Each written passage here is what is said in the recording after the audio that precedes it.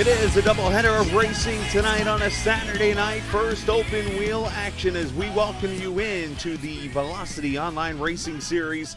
It is VOR in the running of the St. Jude 300 here at the Michigan Speedway. I am the captain, Chris Skala, as we welcome you into race number 2 of 9 of this fantastic series this evening. Again, this is the St. Jude 300, the first of the Triple Crown races for this VOR IndyCar series presented by Raceverse. Before we get started with anything, you notice I kind of started a little later tonight than usual. Just want to explain what's going on. Unfortunately, my timing and scoring about 35 minutes ago, I was organizing my folders, had everything set up for the broadcast, decided it reset itself when I moved it to the other folder. I don't know why. I've reached out to the support team from that timing and scoring company to see what can be done, if anything. Otherwise, it completely reset itself, and I had numerous edits in this program so that I could put the broadcast on like I do. So tonight is going to be vanilla when it comes to graphics. It's going to be the basic SDK gaming graphics you're going to see up here on the screen, so forgive me for that, but I won't be able to give you the cool ticker on the left hand side and all that cool stuff. It's going to be just basics tonight, so please bear with me tonight. It will be worked on tomorrow, obviously on an off day before I get back on the air on Monday. So that is why you're not seeing the race information and stuff like that on the track here this evening. But qualifying is going on right now, and let's take a look at the race information for the Michigan race here, the St. Jude 300. This is what it's going to look like tonight on the Michigan Speedway 2-mile track. As you see, 18 degrees of banking through turn 1 and 2 and 3 and 4. The bottom groove is actually a little less banked at this track, so because of that, you're going to see cars running the middle groove up pretty much throughout the race. You're going to see pack racing for 150 laps and 300 miles in this race around this 2-mile track. The front stretch banked at 12 degrees and the back straightaway at 5 back in Season 3. Alex Van de Sant won this race, and we're looking forward to a wild one. Home of the race formerly known as the Michigan 300, if you remember, or Michigan 500 back in the day for the IndyCar series. So we're looking forward to a great race this evening. That is the race info. You'll see the yellow marks on the screen. That is pit entrance. Basically, they have to enter at that point, and then all the way off of turn 2, that is where they will exit pit road. So that is how that is all marked out with those color codes. We'll try to show you that each and every week during the race tonight. Or during the race each week, I should say. So looking forward to a great night of racing. Of course, the doubleheader in play this evening. We start here in Michigan, and we'll wrap up later on this evening over at Talladega Superspeedway for the USRC Grand National Series. We'll talk about that later, but tonight we're going to focus more on this IndyCar series known as Velocity Online Racing. It looks like most cars have taken a lap and are going to grid here very shortly as they go through qualifying. I believe it's actually 10 minutes of qualifying, so they should be done here in about 4.5 minutes or so. That gives me a chance to go over some other things that we have on the docket this evening. First, let's get timing and scoring up right now. As you see, Christian Jasper on the pole, a 32.64. He's got him Samuel Lampret by about 5/100ths. Jonathan Duncan, Kristen Nelson coming off a top 3 last week, and Thomas Geisler, your top 5 right now. Again, all these times should be right on top of another. You're going to see Pack Racing in 2 races tonight. So if you're a fan of Pack Racing as AJ Musselman jumps to P1, that is what you're going to get this evening. So looking forward to a lot of fun out here on the track. Who else is out on the track right now? Julian Altena is out there, and for some reason it's there we go, not cooperating with me until now. There's Julian out on track. There we go. Now it's cooperating. For some reason, it wasn't cooperating with me at first there. And again, you're going to see little things that might happen during the broadcast tonight that I didn't remember to fix because I had to real quickly go in and turn things off and on and stuff like that. And because of that, you might notice some errors on the stream tonight. So just forgive me and again, bear with me during all of that. I promise I'll have everything fixed back to normal come next week. So, yeah. Anyways, let's go talk about the pole award. We didn't get a chance to talk about the pole sitter, of course, getting a awesome sponsorship for the series. And, of course, now I'm looking for it and can't find it. So, yeah, let's add this to my list of things that I'm having all kinds of issues with. So, it's going to be one of those nights. But you know what? I'm going to bear through it, and I'm going to have some fun doing it, and hopefully you do the same. Hit that subscribe button, by the way, if you haven't already. I appreciate everybody joining us throughout this evening and throughout the season. There it is. The pole award. If you use code Foxworth Autosport, you'll get free shipping on orders over $20 at CircleBDiecast.com to get great NASCAR and IndyCar diecast. They do ship continental U.S. and Canada. Who will get the pole award tonight? The CircleBDiecast.com pole award. Nicholas Sudik right now just jumped to the pole with a 32.63. You'll see Julian right now in the P5 position. Julian, unfortunately, only made it 1 lap last week. And you're going to see me make an edit real quick to something because this is going to annoy all of us tonight when you see this camera looking at that light. This is one of the cameras.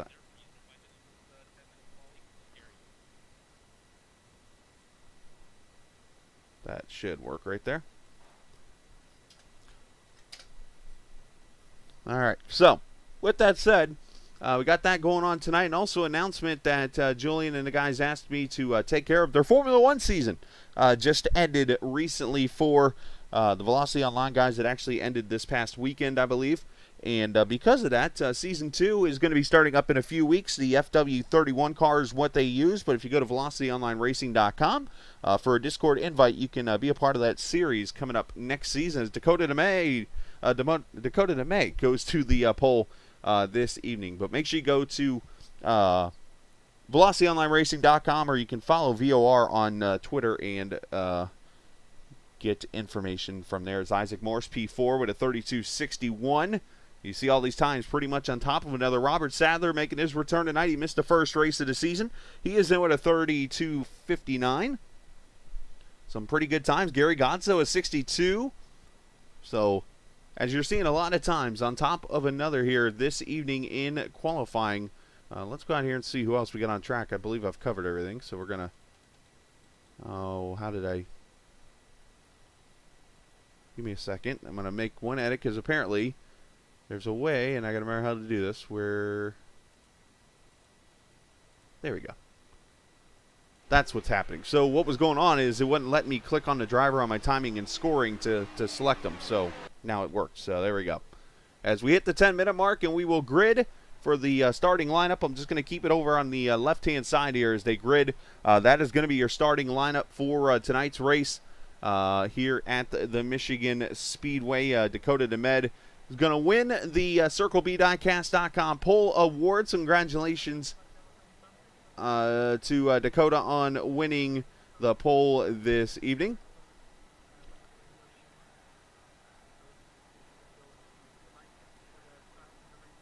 I almost wonder if my telemetry was pulling an April Fool's joke on me or something. But again, use the code word Foxworth Autosport to get free shipping on orders over $20 at CircleB.Diecast.com to get great NASCAR and IndyCar diecast. Again, they do ship continental U.S. and Canada. So starting lineup over there on the left-hand side of the screen, you'll see the cars gridding over on pit road right now. And we will meet those drivers. They'll grid here any minute. There we go. There they are. But Dakota DeMay wins the pole. Robert Sadler will start on the outside of row number 1. Row number 2, Shane Coogan and Matt Houston in the race-verse car. Let me make sure my... I don't want to forget the paints.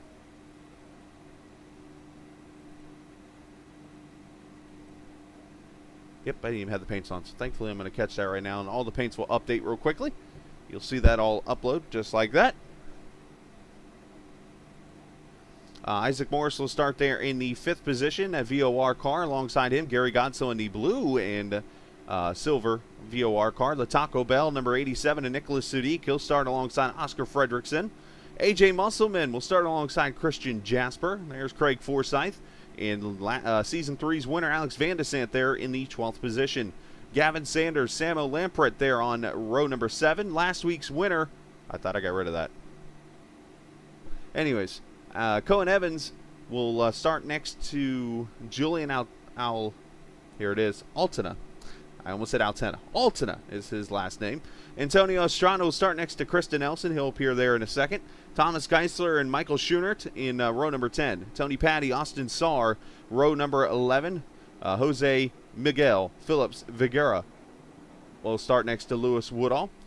Christian Alagio will start next to Joe Harleman. And Jonathan Duncan and Diego Parra. Duncan's going to start on pit road, it looks like. But the cars are rolling off as we will get ready for 150 laps of racing around this track.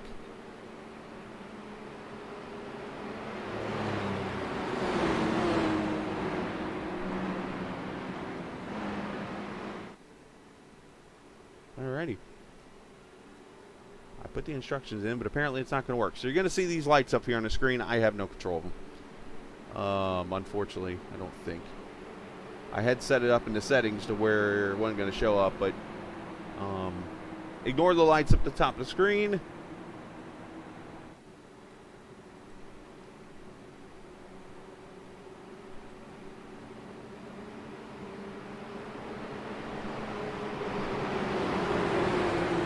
Seeing if I can make it work somehow. Not going to work. So again, 150 laps of racing on this 2-mile course, going to make up the St. Jude 300 as DeMay and Robert Sadler going to lead him to the green flag, and 150 laps of racing underway.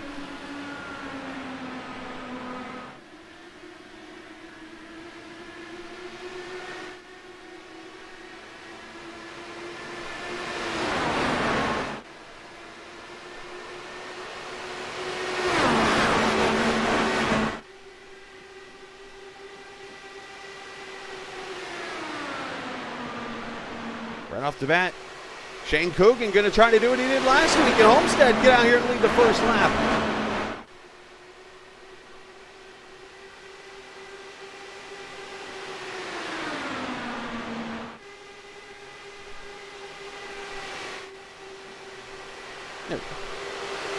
Moreno did not take the green flag down in the 28th position. Otherwise, Shane Coogan put it up to second already, with teammate Matt Houston. Sadler's falling back to 4th, and Isaac Morris your top 5.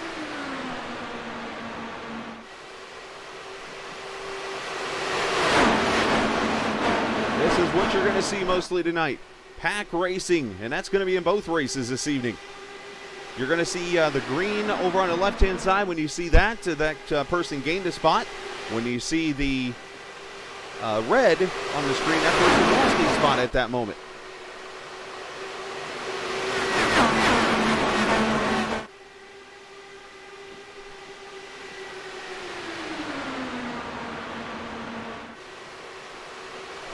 Gary Gonzo already coming up to the third position, started in 6th. Biggest mover already, Thomas Geisler, up from 20th to the 14th position. 3 wide in the front straightaway here. You got to look out for that seam there. That will spin your car out easily. You got to be very careful here.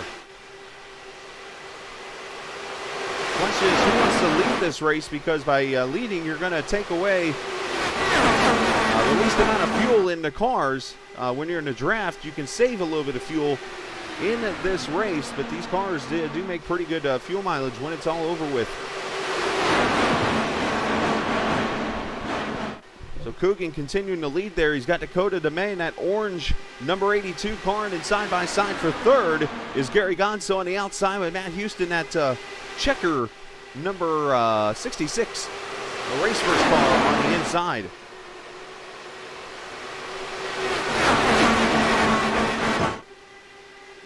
Oh, one car out of shape back here and wrecking off turn 2.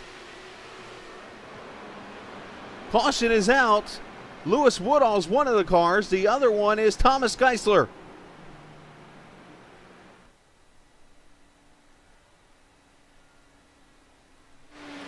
That'll bring the caution for the first time. Lap number 5.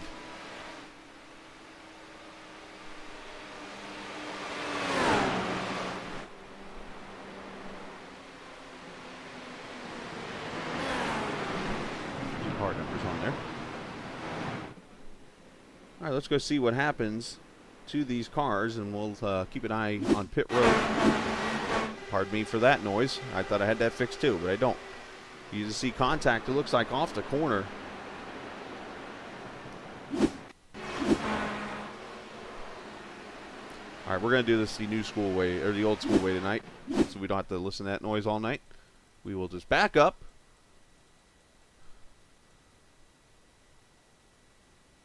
And show it this way.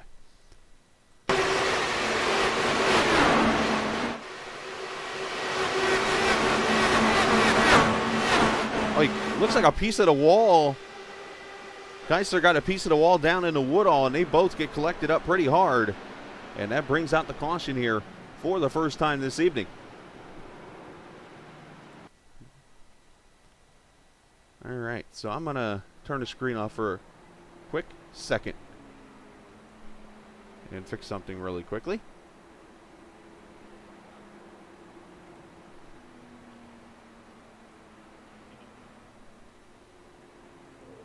I am still here, just working on one little edit real quickly. Forgive me.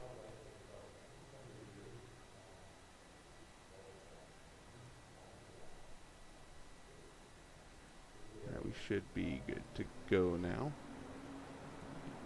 Wanted to get the track map on the screen there for you. There we go. So caution number 1 on the track. Everybody has stayed out, it looks like, for the most part. Not seeing anybody on pit road other than a couple cars in the back. Jonathan Duncan, Christian Alasia, Joe Harleman, and then the 2 damaged cars from that incident on pit road.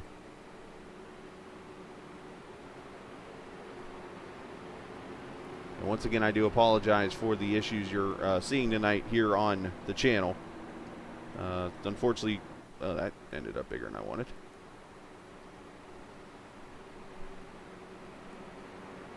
I'll try to make the map a little bigger for you so you can see that.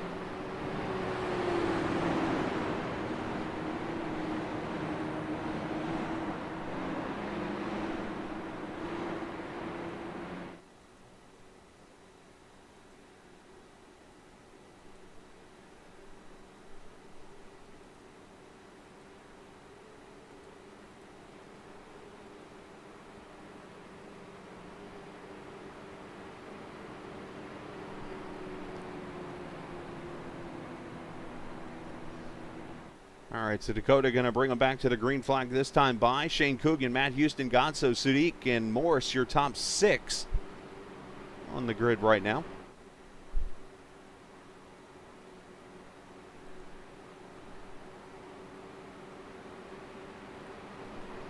There, put a little color on the screen.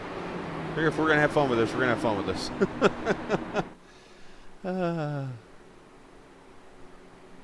I haven't used the old school stuff like this because this is the original stuff they hand you right here.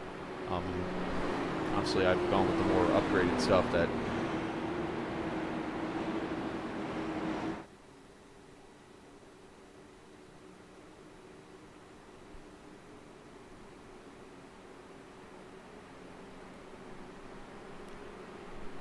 we'll come back to racing here at lap number 9 of this 150-lap race here in this St. Jude, Michigan 300. Appreciate everybody watching tonight on the broadcast. If you are watching, feel free to chat it up with us a little bit.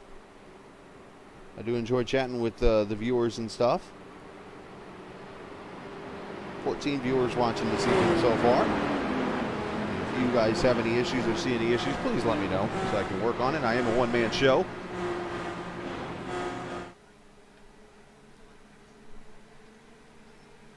And we will go back racing here at lap number 9.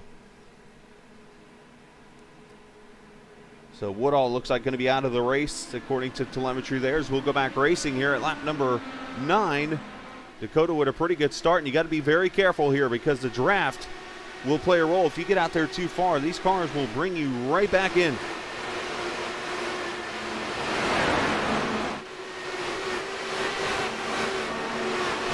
Car spinning over here on turn number 2. Estrada's gone around one car hard in the wall. And that car is Tony Patty, it looks like, has gone into the wall. Tony's car destroyed over here, this white and blue.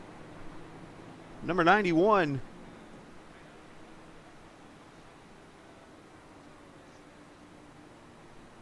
Let's see what happens here, replay.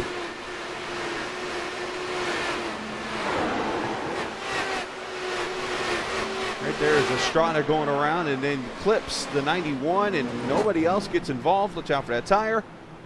And that's going to bring out the second caution here of the evening.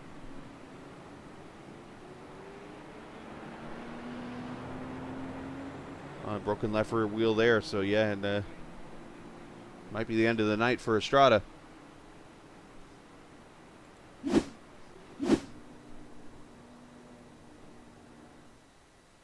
Actually, both of them got destroyed tires. That might be the end of the night for both of them.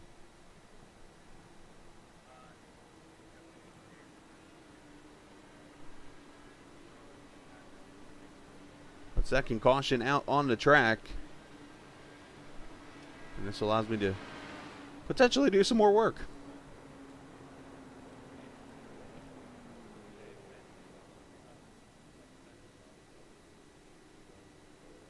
Yes, there we go. This will fix this. Oh, wait, I got it now. That's fixed. And then the sound actually comes from over here. I remember now.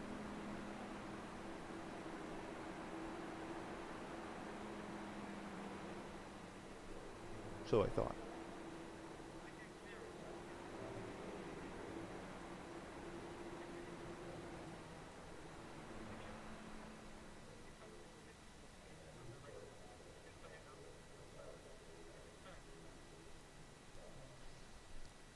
So you see the cars getting fixed up on pit road here as Dakota brings them again back to the back straightaway.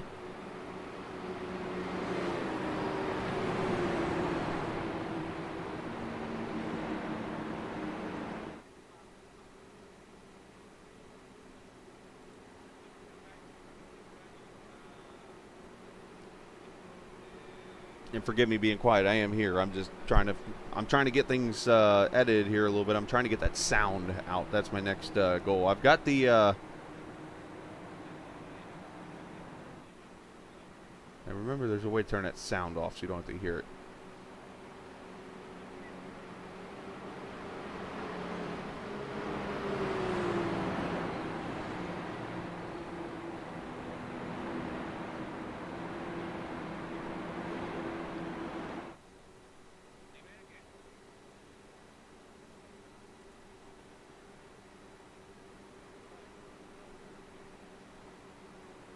Alright, so we're going to download this real quick. Yes, I'm literally downloading things right now as we're doing this. A lot of people talking about clearing a black flag for apparently some kind of issue. They're looking at that, but you know, one thing obviously that the league does not play around with is seeing people take advantage of the flag system and stuff. So it's like, hey, there we go. No sound anymore, and no more transition. We're good. That's going to be everything tonight. I'm leaving it alone from here. So but there's your wreck.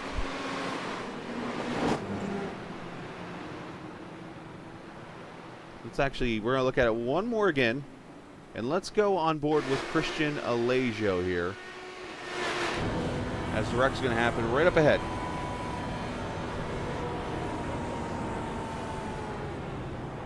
cuts it to the bottom and misses both cars. So great job by Christian. You're not going to be able to turn the chat volume up when it comes to the race because I have that quieted on my end.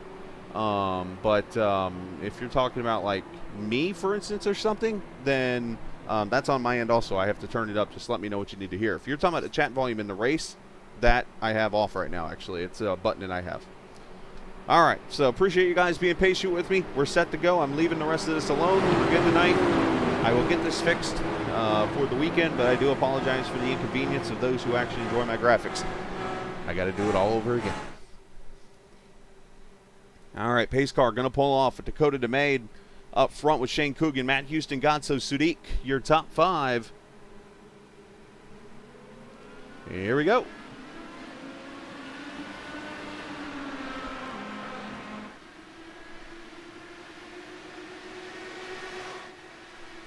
What do you mean by chat volume then?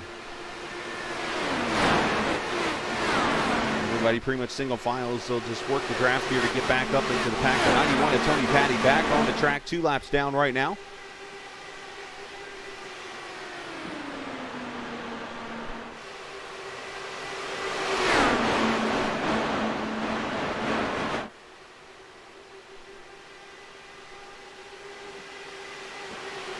If you're watching your dad on like a stream of his or from iRacing.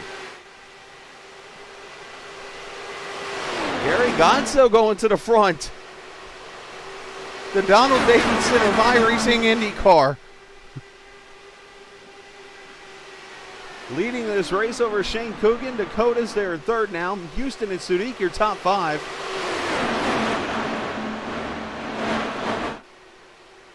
And Dakota going to run that ultimate bottom lane, which actually has a little less banking on it.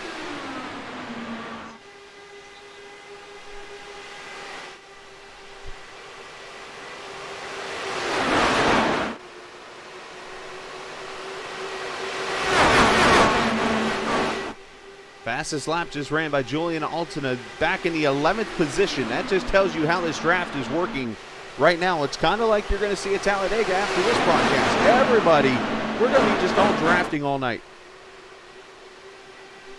That is a setting in iRacing you have to fix then, Ben. It's something of a button you have set for muted channels and stuff like that.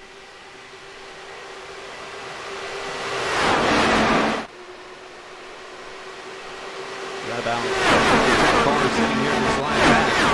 There's Gavin Sanders. Let's ride with him.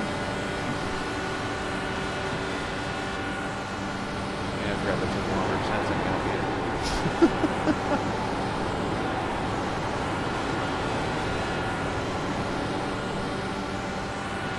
Gavin only in 4th gear right now. Speeds over 220 mile an hour in this draft.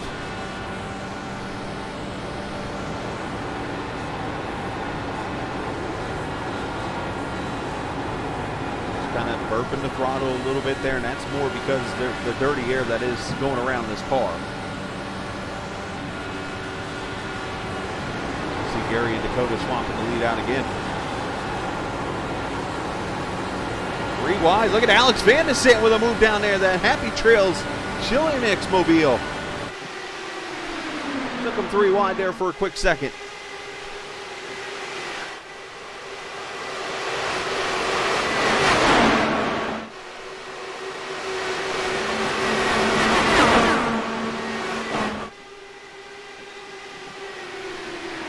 Dakota DeMay up to the front. You see about a 10th separation. You're able to get this draft. You're able to drive right to the bottom and work this draft, and that's what makes this kind of racing fun here, though. But mostly everybody goes single file down the straightaway, getting that toe, and they get down to the corners, and they spread out 2, 3, 4 wide.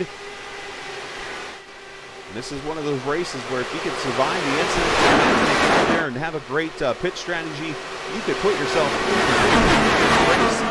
Last week it was Cohen Evans at Homestead that did that and made him the 12th winner in VOR history. And if we get a new winner tonight, it'll be the 13th winner in this league's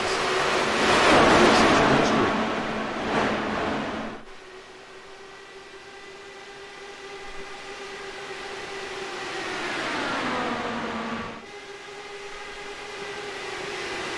Yeah, the car's a little loud still.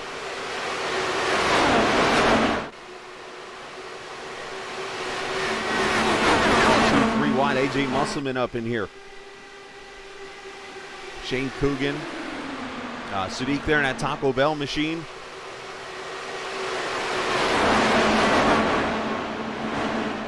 You know, 23 of the 27 starters in this race on the lead lap as of right now.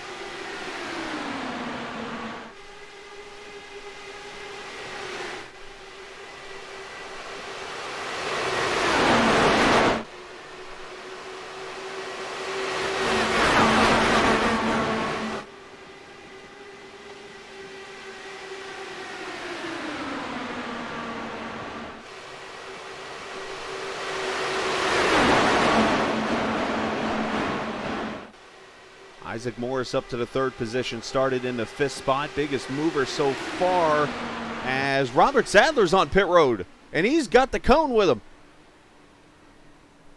Unscheduled pit stop for the outside pole sitter.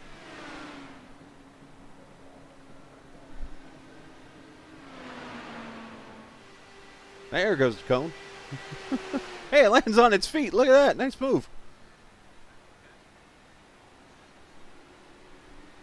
Looks like tires and fuel for the 6 car. Not sure if that's a scheduled pit stop.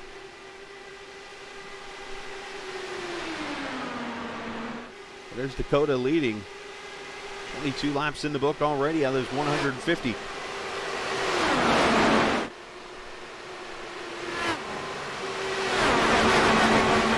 Sadler's going to come out a lap down in the 24th position when it's all said and done.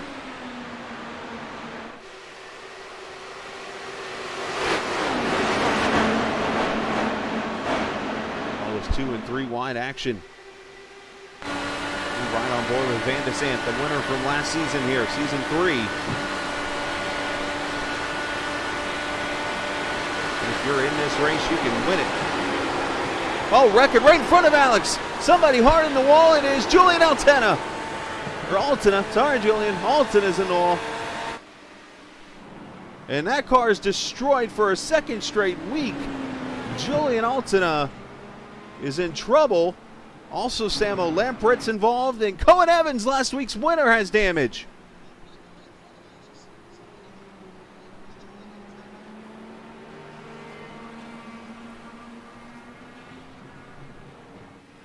So the winner from last week damaged in a lap 25 accident. This just shows you can be on top of the world one week and not so much in the second week. Let's watch the replay.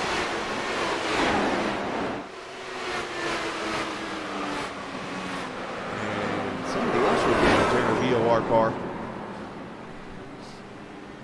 Sama just going for looks like a lazy spin.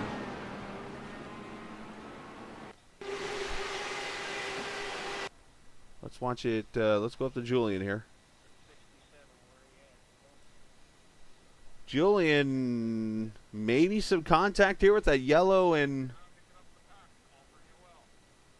Forsyth's going to get a quick marker. There's Cohen getting the wall. That car gets damaged. A lot of cars actually involved in this wreck.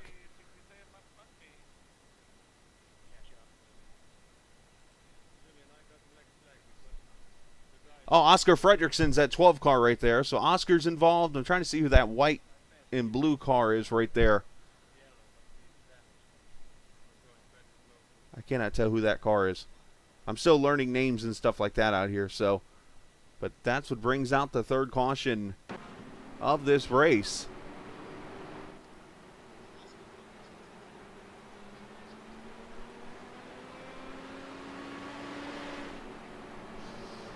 So Matt Houston leads as we do have pit stops. Race off pit road, going to go to Dakota.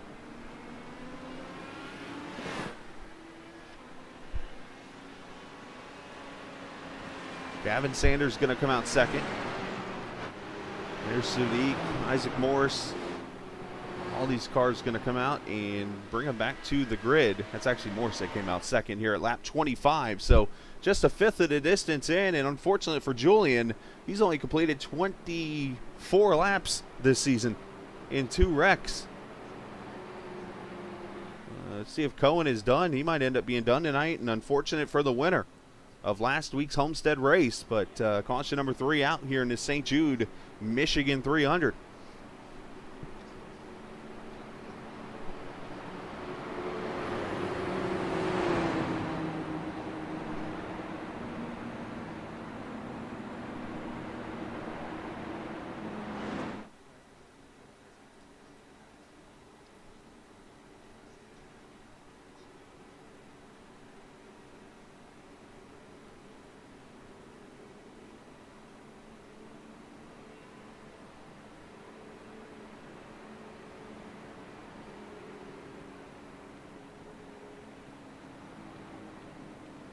Oh, that's what I did wrong.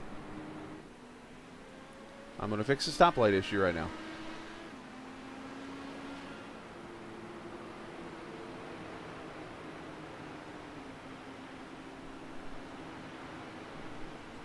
You see more cars getting fixed up. More of the, looks like some lead lap cars actually on pit road here.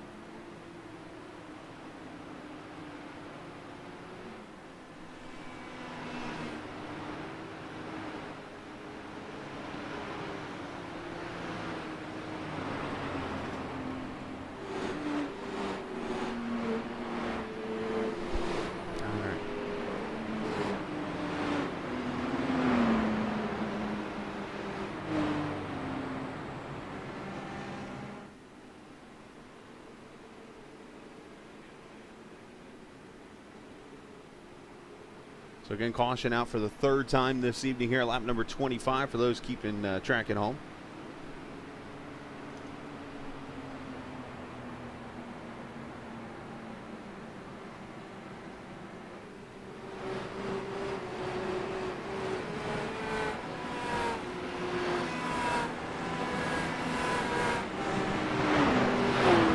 We should get the green flag this time by, and we will here at lap number 28 as we'll go back racing with Dakota DeMay up front with Gary Godso, Isaac Morris, Sadiq Coogan, Sanders, Musselman, Forsyth, Fredrickson, Kristen Nelson, your top 10.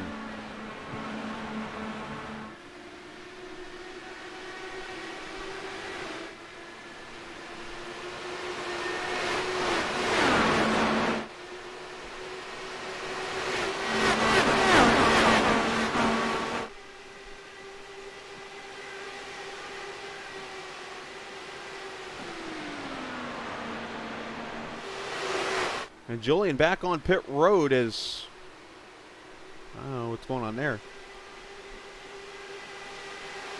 He pulls his car off the track. They must have had a reset in this race. As up here for second, Isaac Morris to the bottom, the champion from last season, takes P2 away and now is going to make a run up here on Dakota.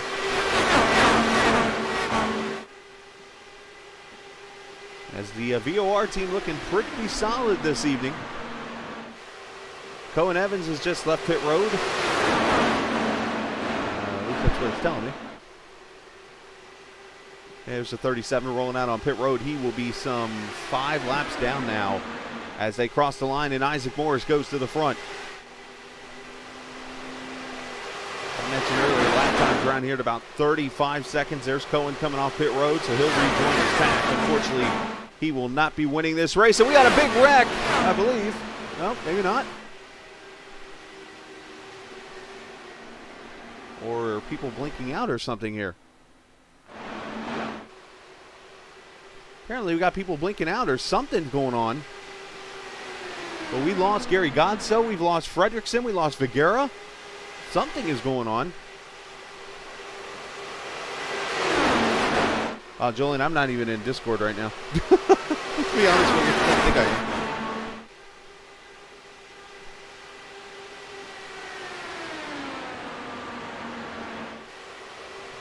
Yeah, so we lost some cars here. Something is going on. And now caution is out for the third time. And it's for Cohen Evans.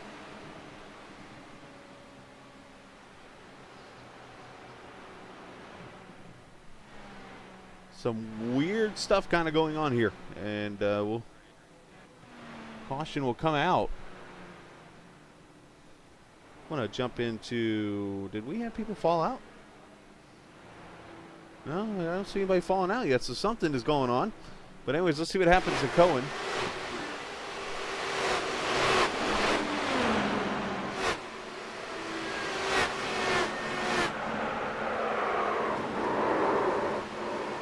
So Cohen spins, and that brings out the caution, just a self-spin on his part.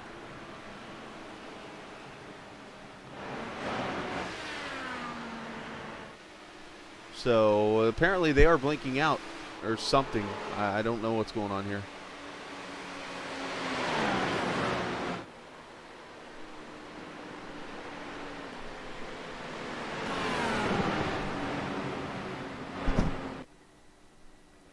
So apparently some issues going on with some of these drivers, but it appears that Gary Godso, Oscar Fredrickson, and Jose Miguel Phillips Viguera have all fallen out of the session, unfortunately. So they're going to be listed as out right now on the screen, and we'll see if they come back in.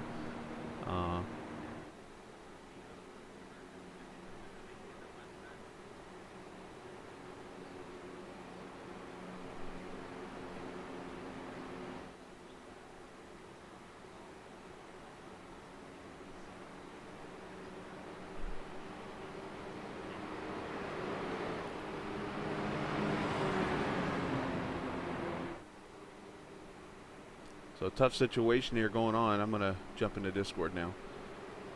Now I've got all my errors fixed, I think.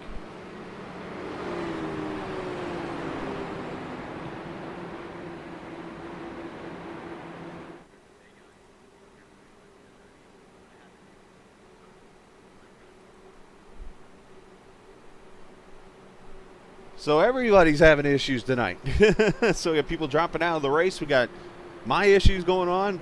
What other issues are going to happen tonight? We'll have to see, and hopefully none. Let's hope we have a good rest of the race as we complete lap number 33, just about a fifth of the way, actually a little past a fifth of the way in to this St. Jude, Michigan 300.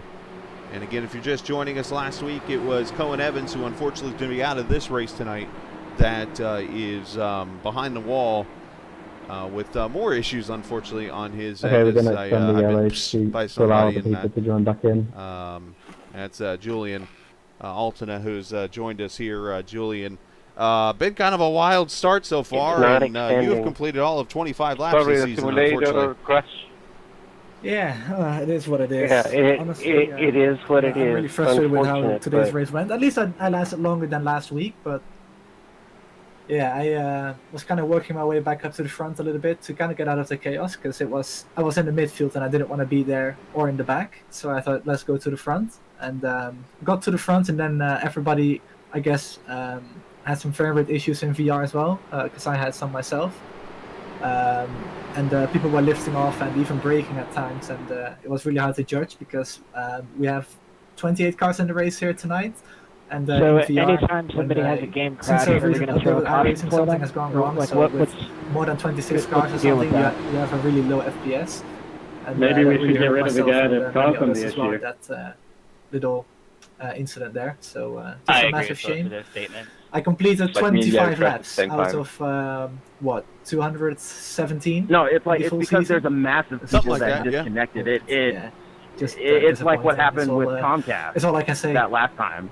You know, it's Yeah, apparently we got issues going on over in the race right now with people dropping out. A little bit of the chat just went over the air as we were listening to them talk about apparently a lot of drivers falling through at one time. So I'm not sure if it's another issue like they had a few weeks ago on iRacing or what's going on, but it's a tough situation now of what's going on. So it's like I was just talking about on the stream. It's like everybody's having issues tonight. So let's hope that the race fixes itself and we have a good race at least.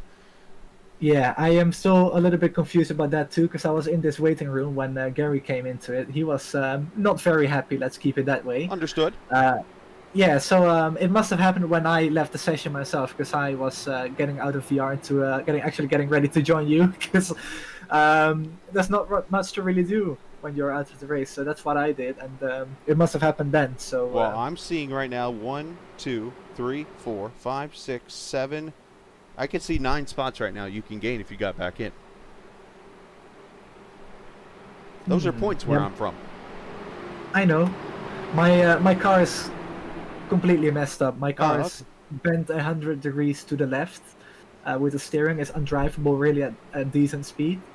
So according to Cohen right now over in chat, he just said 5 drivers just got disconnected at once during that caution. Yeah, then it sounds a lot like an iRacing issue. Yeah, that's definitely not cool, unfortunately for them. Yeah. But we're about to go back to racing. I hate seeing stuff like that, you know. But Yeah, Dakota okay. DeMay, Isaac Moore, Shane Coogan, Nicholas Sadiq, and Gavin Sanders, your top 5 at the completion of lap 35. So as you see, I'm going to have my own homework project tomorrow. As basically, I had everything that I use for the broadcast was in the downloaded folder. Basically, I downloaded it and I just leave it there. Well, I decided before this broadcast, I'm like, you know what, I'll make an iRacing folder and put it on my desktop and just move everything to that so I can just use it to make all the edits and things. And doing that apparently did something to reset my whole entire ticker and stuff, so I had to go back to the generic one that they gave me and reset the program, and yeah, here we are. So thankfully I was able to get this on the air for you guys. That's all that matters, right? Right. I wanted to get this on, so we'll work with the basics, and I'll go to work tomorrow. But anyways, Dakota DeMay gets him back to the green flag here. A couple of VOR cars there right behind him with Isaac Morris. You got Shane Coogan, who's looked pretty good on these ovals tonight. He's in the race-verse car himself, but Isaac going to go to the lead, and caution is right back out. And that's Gary. The 12. He's to the inside. Oscar Fredrickson's got both wheels destroyed now. Gary Godso's involved in the 3.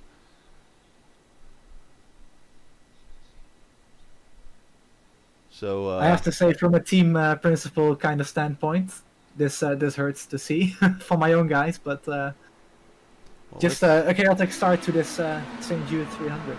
Yeah, not the best of starts, unfortunately. Let's see what happens here. Gary's just kind of riding, unfortunately, a couple laps down from that issue that took place.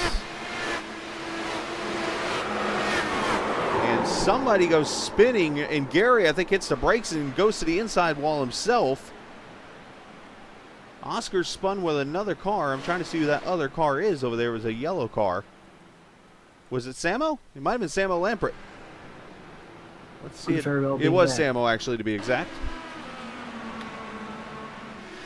And I just want to say as well, by the way, at Michigan, at this track specifically, when a yellow comes out, I want to try to avoid something. This track is really low on grip, so if you lift off or stamp the brakes even a little bit, the car can just step out under you, and it just steps out away from you, and you get sent around. So very low grip surface here at Michigan. Well, I think that's more of a seam issue. Also, you got the kind of like I was talking about Homestead last week. You had all these little seams that separate the track. If you get your tires on those, it can bring your car around. It will upset the grip on the car, and that's something that is going to have to be kept track of, because obviously if it upsets your car and spins you around, it could bring out a caution. You see Alex Van de Sant's on pit road, also Alagio's on pit road, Joe Harleman.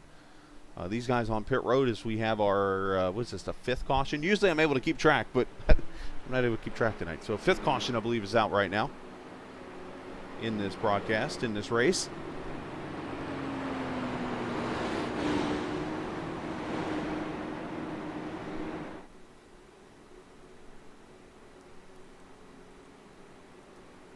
Fuel mileage-wise, Julian, how are we looking when it comes to strategy in this race? Obviously, with the draft, it's going to play a pretty good deal here. Are we looking at some 40 to 50 laps on a tank of fuel, or a little less? I would say yes. In the clean air, you can go about 36 laps. But when you're in the draft, following the massive pack ahead, because this has been a real pack race. Today, if you're following the pack ahead, you can really go 45 laps. Even you can really save a lot of fuel by just sitting there in the draft. And even if fuel map 5 is what I've been hearing on our team Discord, so that's something that these drivers are going to be keeping in the back of their minds, and probably go longer into the stint and maybe catch a lucky yellow. Should get the 1 to go mark, I believe, this time by. We'll go back racing with 110 laps to go in this 300-mile St. Jude, Michigan 300. Again, appreciate everybody watching us here on Captain TV. If you're new to the channel, hit that follow button. Went over 300 followers as of yesterday, or subscribers. Up to 309 already. So appreciate everybody who's joined us in this first year of Captain TV that's been around. And just know we are really going to be picking up the business coming up here. Starting this week, actually, as we have all but 2 nights we'll be broadcasting this week, and then the following week all 7 nights will be broadcasting. So I'm ready to roll, having a good old time doing this, and as long as I can sleep well at night, I have fun doing this. Last night was one of those nights I didn't sleep well, but was it all because of the excitement for us? It is. It is. Actually, I am excited doing Saturday nights, because this series is a lot of fun to be a part of. also got the stock car series that's afterwards with USRC, but the other real reason is I got a tooth that's probably going to be looked at here come later on this week. Had to take some ibuprofen, take care of that issue, and go on from there. So, but that's a whole nother deal. It's enough about me. Isaac Moore's going to bring him back to the green flag with DeMay, Coogan, Sudi, Gavin Sanders, and AJ Musselman, who's a fast little oval driver in that green number 54 car, going to bring him back to the green. And Dakota gets a really good start on Isaac. Jumps to the bottom as he gets across the line. And he should take the lead here as they get up to speed. That there is the downfall of starting really late on a restart. We got one slow car down the back straightaway. It's Gary Gonzo who's off the pace. Sudi going to P3 as well now into turn 3, by the way. Yep, Sudi. He's on the inside right here of Dakota, so he's going to have a little loop as well. Isaac got back into the lead, by the way, as well.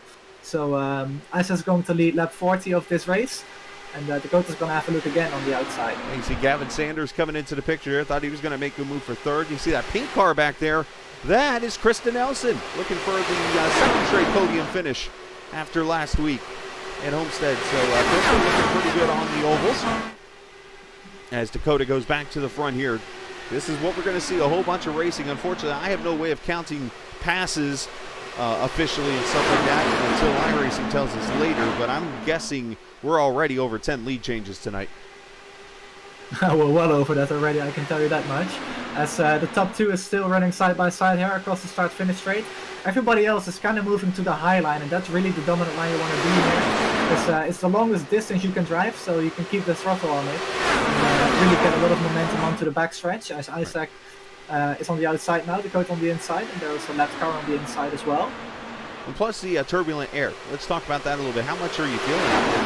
I mean, we were on board with a couple cars earlier. It seemed like there's not much, there's turbulent air out there, but it's not affecting the car much at all. I disagree with that. I was feeling it pretty badly when I was, I believe, the 8 or 10 car in line. It was, honestly, to call it was disgusting to be in the dirty air there. You had to lift off so much, and I believe it felt like everybody was braking as well, because they just had to slow down. Like, the draft is so big, and you can't really go anywhere in a pack like this, so you really have to either move left or right, but if there's a car there, you can't really go there, so you have to lift off or brake. And that's what's been catching a lot of these drivers out, including myself, when I believe I hit Musselman at the rear there, because I didn't expect him to brake that hard. But anyways, we are watching the top 5 now. And Kristen Nelson. 1 and 2 again. With Kristen Nelson right now, we're on board. Maybe if it helps if I share my screen. Let's do that to let you see what I'm seeing. Basically on the screen, there you go.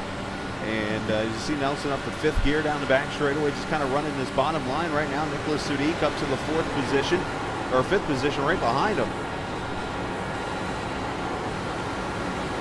And P3 to P6 is really closely together now. As Dakota and Isaac continue to play swap the leader. That might be more of a draft move, but either way, it looks like a restart all over again. Right here in the front, side by side, 3 rows deep. Craig Forsyth is back there like, can y'all figure this out, please?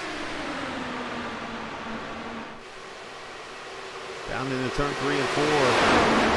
This track that, again, used to host the Michigan 500 back in the day, back in the kart series. Classic 500-mile race that was always run, and then, of course, the rival US 500 that, of course, is well documented. The race that rivaled the Indianapolis 500 after the IRL kart split. And, of course, if you read about that race, you'll read about the green flag. Oh, somebody got the wall back there mid-pack. That's back near Matt Houston. Actually, I'm trying to see who it was. There's this red and black car right. Might be a lap car there, but that red and black car, I can't tell who it is from here. The VOR car, was it? It wasn't Isaac. Must have been Gary then. There's a red and black VOR car. Anyways, we'll keep an eye on that. But basically, that race was the race where everybody wrecked coming to the green flag of the race. And that kind of was like the the end of that. Kristen Nelson going to 2nd. So the 80 or the 14 not playing around tonight. Something about a 14 on a super speedway and an IndyCar. It looks pretty good. So we've got 12 cars right now in this lead pack. And if you're sitting back here, Julian, back here with where Alex Van de Sand, Matt Houston, Austin Saar is not really in this pack. He's on his own back there. You're back in this pack. What are you thinking and what are you trying to do at this moment? Is it trying to work your way to the front? Is it more just being patient, trying to save your car a little bit so that you can be at the end? Yeah, trying to find a spot to be in, just a comfortable spot where nobody's really around you that as much as you're seeing at the front, for example, with a lot of drivers being within half a second of each other. Just being in a comfortable space, trying to get to at least, I believe, 130 points of reach in the race and then go for it. Really, at this point, you just want to keep your car clean and not lose the lead lap. More importantly, the draft as well. So that's really what these drivers are going to try to keep doing to stay on the lead lap and within the draft. As Krista goes to the front, so another lead change, up 18 spots from the 19th position. The first is Krista Nelson, and now Morris going to go back to the high side here. Working that draft and trying to get that run. Now the bottom lane below that seam is actually a lower bank than the actual 18 degrees in the corners. Not sure why Michigan did that. I don't know the answer, but I do know it's a lower banking. So that's why you're seeing these cars sit up about one groove. I say that as Isaac goes all the way to the bottom to try to keep their car with the momentum on the banking.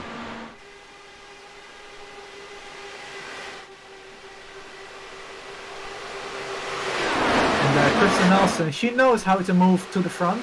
Last week at Homestead, she moved from 27th at the green flag on lap 1 to 3rd at the checkered flag on lap 167. So she knows how to get to the front and get a good result in the bag. So she's one to keep an eye on in this race for sure as well. It's unique here leading this, or I should say running in the middle of this pack right now. Nick in the 87 car, that Taco Bell car. Running here in the 6th position, up one spot from the start. You see that side-by-side battle still going on. But Isaac gonna, looks like from this view, at least we're on board with Nick gonna take the lead, not sure. Actually, no, it looks like Chris is gonna get it back. So, as you see the fighting going on everywhere around here. Hey, my car's turning straight again. I can drive some laps. Yeah, there you go. So, all right, well, we'll let you go race. So, go hang out in the waiting room, go drive some laps, and gain some positions, and do whatever you want to do after that. I can multitask, probably. He's going to call the race from his car. This is a new experience. There's Julian in turn 2. Don't wreck. If you wreck, you realize I got a lawsuit coming my way. I'm trying to secure the reputation of my own league, man. I'm trying.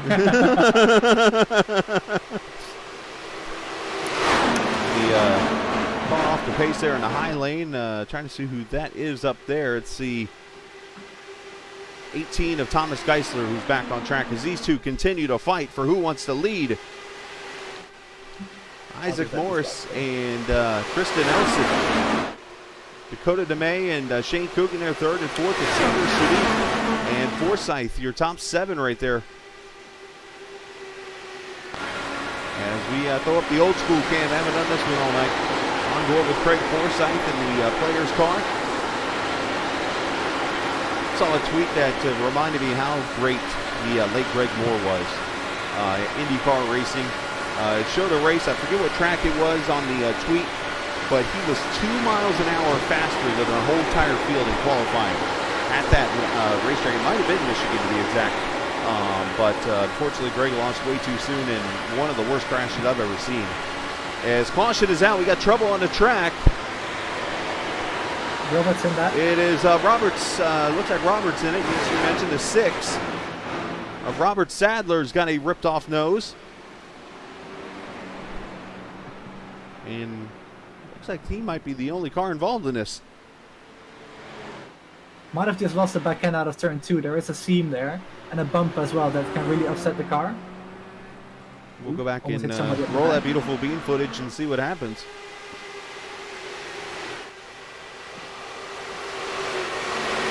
It goes down to the middle groove. Oh, no, somebody gets the he did. wall and takes him out there. Is that red and black car again? Who I don't know who it is. We're going to have to figure out who that red and black car is, but unfortunately got into Sadler. We'll see it one more time. Might have been Austin Sayre. Or Sar. Sorry. No, it's a VOR car. It's Estrada is who it is. Those guys are teammates. You're probably not going to be too happy about that then. Yeah, Estrada got the wall and kind of goes across the nose. And unfortunately, I'm still, fans, please forgive me, as I'm still learning the names of most people, like especially the newcomers in the league. It's kind of hard to not see numbers on Indy cars compared to stock cars. So, but we go from there. We're going to have green pit stops here. That is one thing I am going to be able to work and show you guys is the pit stops. Down there at the bottom. All the cars on pit road. There's some telemetry stuff I could still show you that's still basic from when I use it, but there's still plenty that I don't use. As Alex Van der Sant stays out, Matt Houston has stayed out. And just like that, Nelsa 8.8 out of the stall.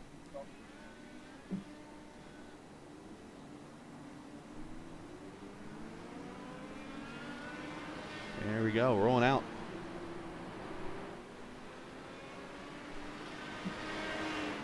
All right, so caution number 6 here at lap number 57. And I am going to take advantage, and I am going to step away for just a quick, I'm not even going anywhere on the screen, I'm just going to step away for a quick second to get something to drink because I didn't get a chance to do that. So I'll be right back. Stick around. The stream's still running. Everything's good. I'll be 2 seconds.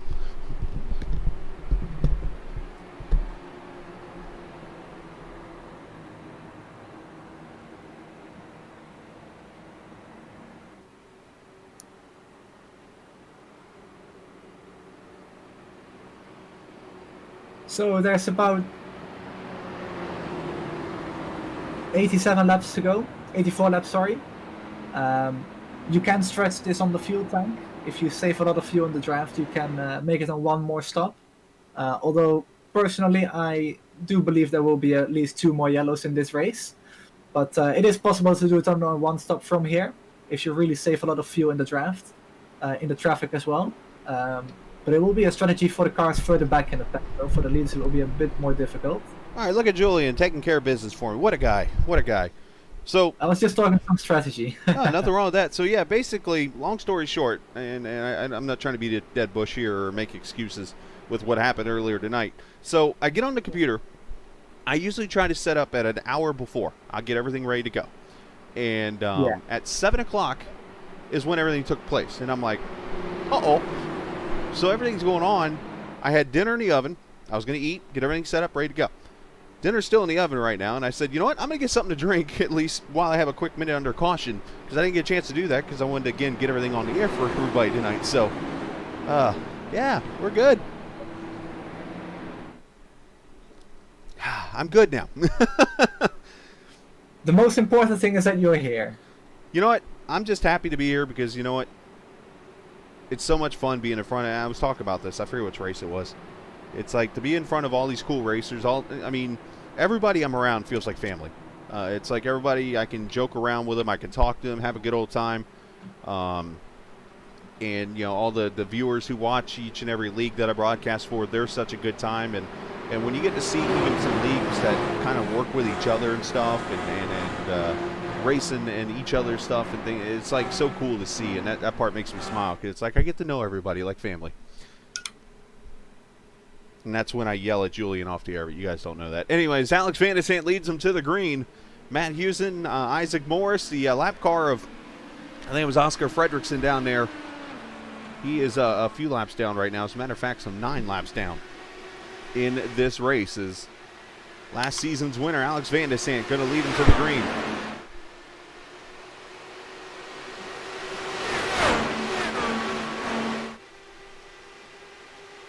Matter of fact, 3 wide back here off turn 2. Fredrickson was trying to get out of the way of the race first car there of Sudik, who is underneath the 27 of Craig Forsyth for position. I'm sorry, that wasn't Sudik, that's Shane Coogan. My apologies to both.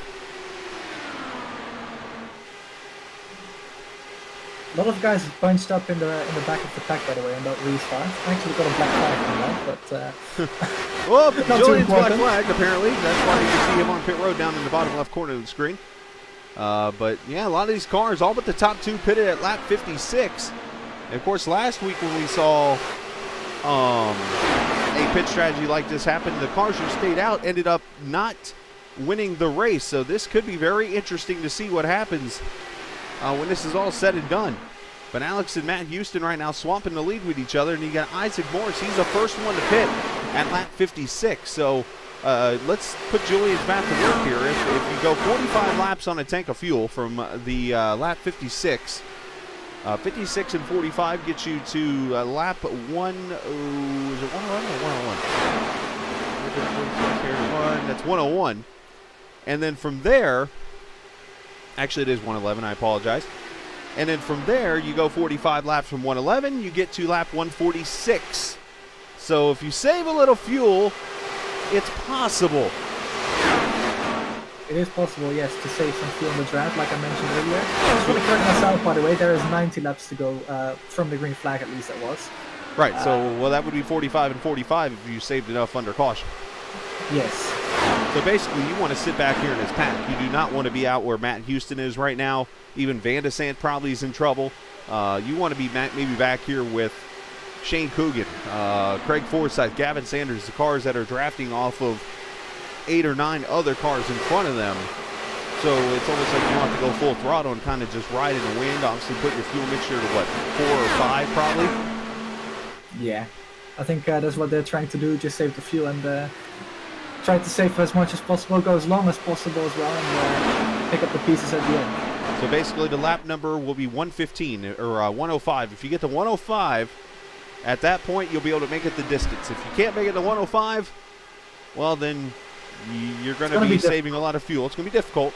But then there's also that yellow hanky that could come flying again. And if that thing comes flying again, then everything I just talked about for the last 2.5 minutes just got wasted. That's one way of putting it. I mean, it's just fact. I mean, I try to speak facts here. I don't sugarcoat or make things up. As we got a battle for second down here is Isaac Morris and Van de Sant battle it out as Houston leads. And Houston in the checkered number 66 car. It is the former Indy Series sponsored car, Yes. by the way. It's Matt owns and runs with Dakota as well, as Tony Patty, who is already out of the race, unfortunately, as well.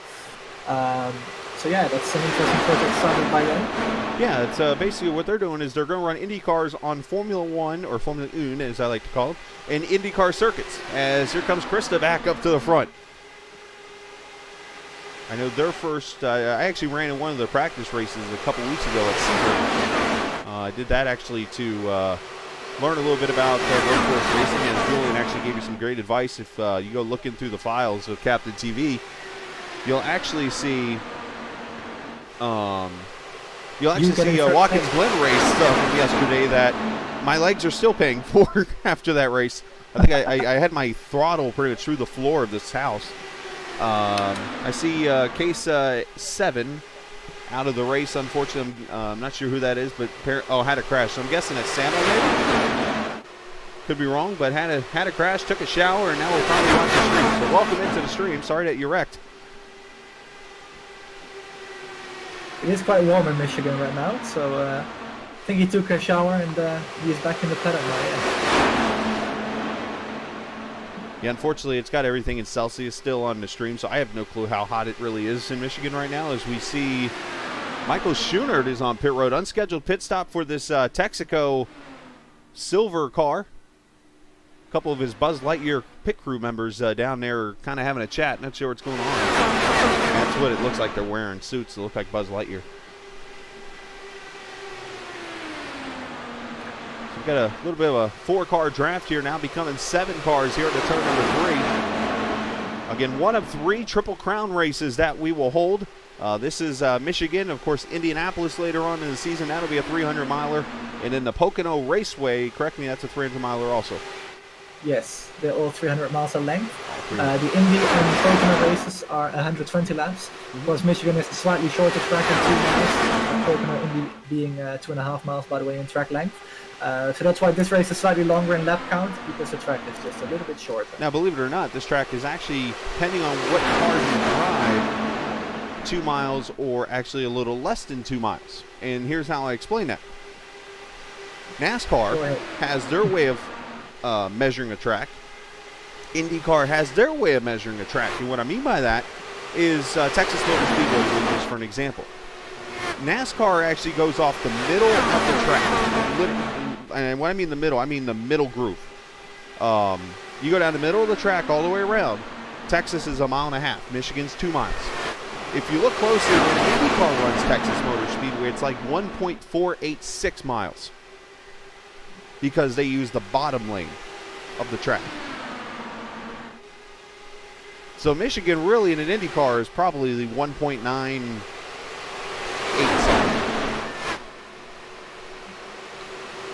You learn something every time.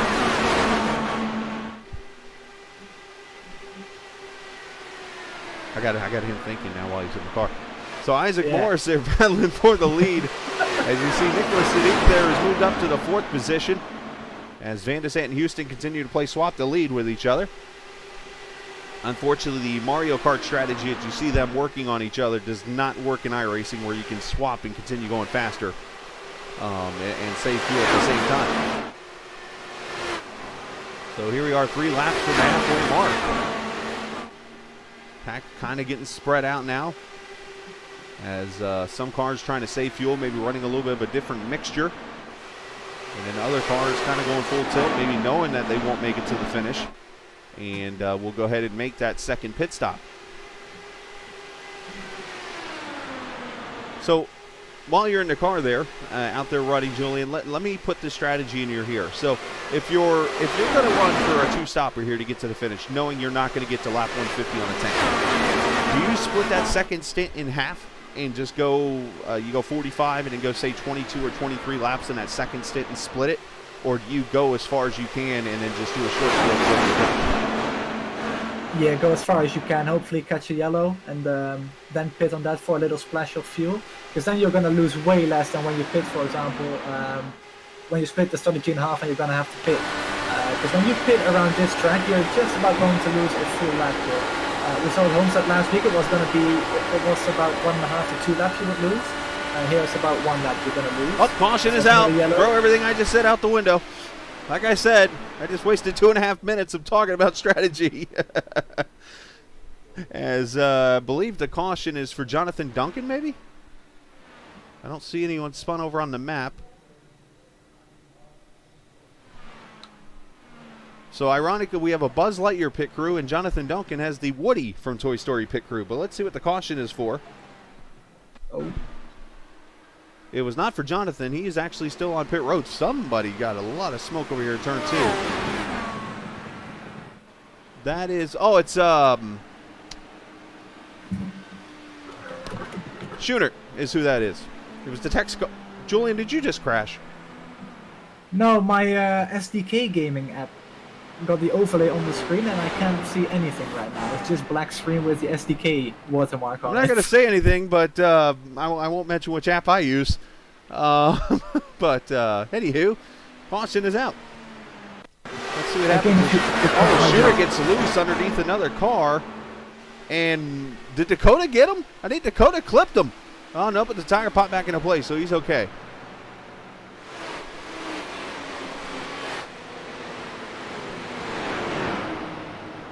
And I don't want to pick on Julian, but let's see what happens. He goes to slow down. There's the pace car, and... Like I said, I couldn't see anything, so he couldn't see anything, so he's just kind of riding down the back straightaway here.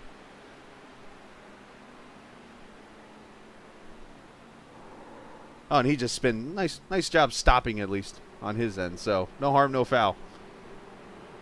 All right, so more cars on pit road here. All the leaders are in. Couple cars staying out. This will easily now make this a one-stop strategy to the finish. Race off pit road, getting tight. And see who they give that to. I think they're going to give that to Isaac.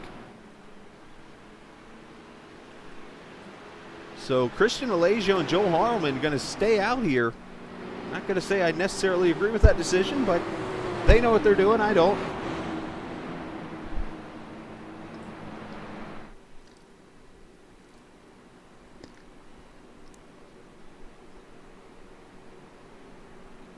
So Alesio going to lead his first laps of the season. As I mentioned last week, we'll give him a little plug again. Christian Alesio, the author of that book, Faster and Faster, The Faster and Faster. You can get that on Amazon. That is what I believe is on his car. But it's a children's book about racing. So I think that's a book I might be purchasing my daughter soon. My wife doesn't know this yet, but I'm going to be purchasing it for my daughter soon. And then when I'm broadcasting from outside, you'll know why. And again, this time of the year, I'm actually okay with it. And Christian is playing a game I don't know what I want to do. If he's coming to pit road or not, he's almost stopped. And finally turns back onto the track and stays out. But Joel Harleman going to come to pit road. So Christian pretty much, I think, just made his bed.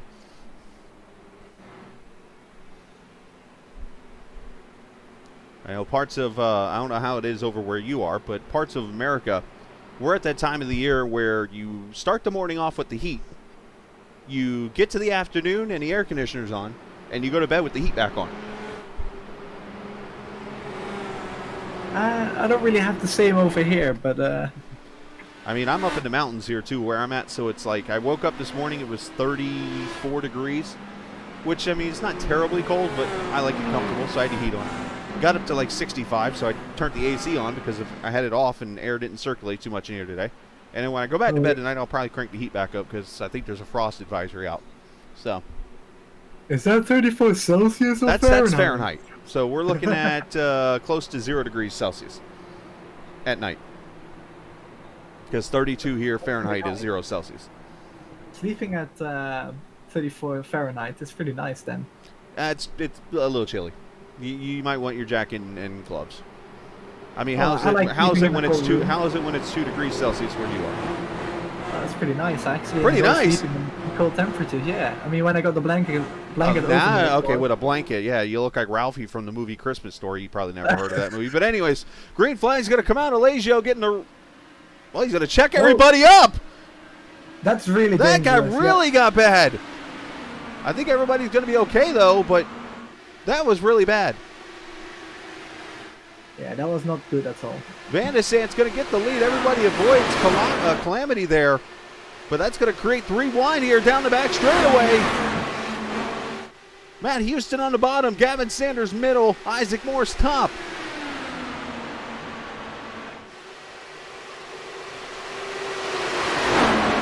Wonder if Christian wondered if he was going to jump to start maybe, which in that case he maybe should have moved to the bottom.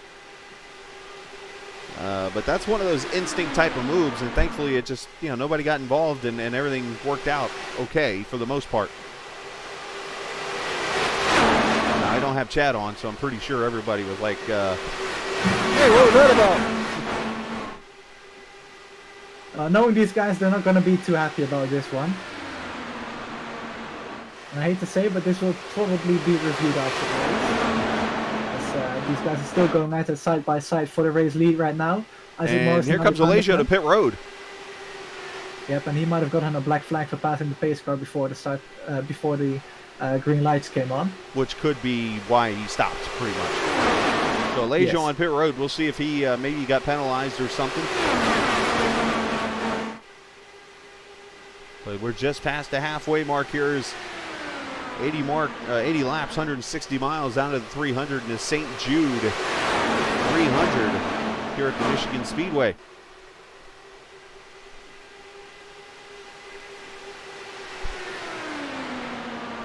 So coming up next week in the series, we got another fun race. As all the races are fun, just to put it out there the way it is, but we're going to the Barber Motorsports Park, or as some call it, the Masters of Racing. If you're a golf fan, you know what the Masters is. Some call it probably one of the more beautiful scenes of all of racing, a Barber Motorsports Park. Yes, there is a spider in the middle of the track, but At least there's, I mean, the grass, they talk about the track being one of the nicer tracks to race in and be a part of in all of iRacing and racing in general. It's a spider statue, by the way. Just yeah, but still, if you're an arachnophobe, you don't want to be around that. No, probably not. But anyways, Barber is the next race, yes, in 2 weeks. It's going to be the first road course of the season. We've got a good setup for that. Caution out. Caution for the 69, it looks like, is spun. Michael Schoenert, again, having issues.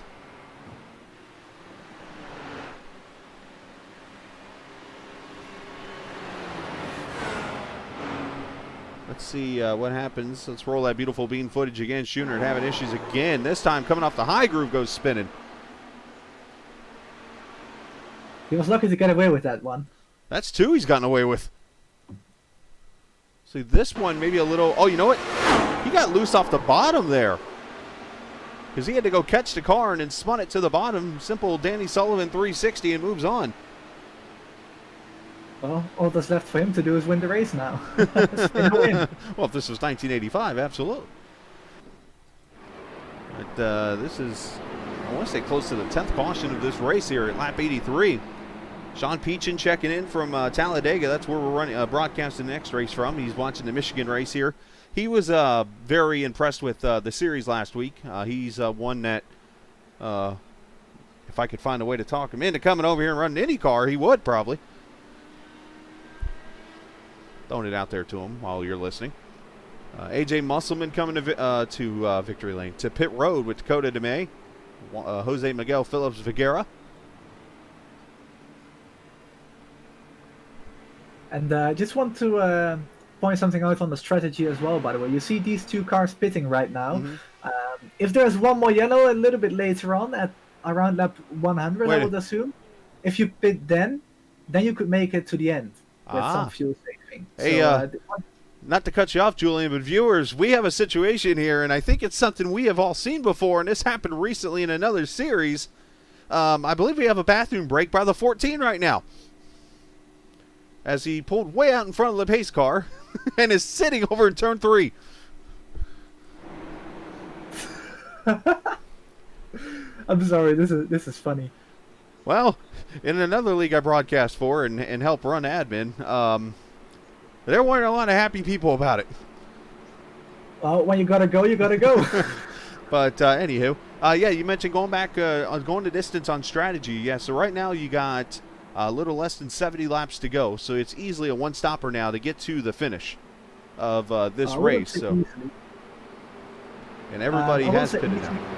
Saving, of course, right. With the draft we've been talking about in the earlier moments in this race. If you are in the pack, or behind the pack, I should say, in the draft, you can save a lot of fuel. In free map 5 is when you can save the most fuel and still run a reasonable speed. So that's what these drafts are going to be trying to do. And if there's a yellow that's a little bit later on, in maybe 10 or 15 laps, if they pit then again, then you could make it. So yeah, you could really outsmart the people at the front and perhaps get a race win. Of course, we saw Cohen last week at Homestead win on an economy run as well. So it is very much possible to get a group result and perhaps the race win as well. And just looking at everybody right now, everybody has pitted at lap 75 or later. Musselman and DeMay, they just pitted here at 83. So in order, if they were to try to do this on full fuel, which I don't think is possible, you're looking at some 65 laps. So I highly doubt you can go 130 miles, 140 miles on a tank of fuel. Yeah, that's not possible.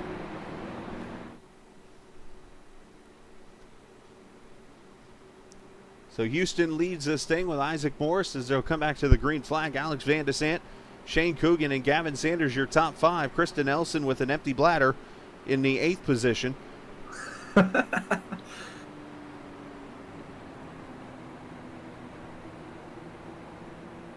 It's all about the weight reduction, right? Oh, that's a fair point. That could be a 1/10 of a pound right there in an IndyCar, and all IndyCars have to weigh a certain amount, correct? Just saying. So it might be to keep her running flat out all the way around like she did last week at Homestead, running the bottom line as long as she did. Yeah, I was impressed by that. Anyways, pace car is going to pull off. And Houston going to bring them back to the green flag. 19 viewers. Appreciate all of you guys watching. Hit the subscribe button if you haven't already. Christian Alejo, third car in line, not on the lead lap. As we had a lot smoother restart this time. We got 13 cars on the lead lap.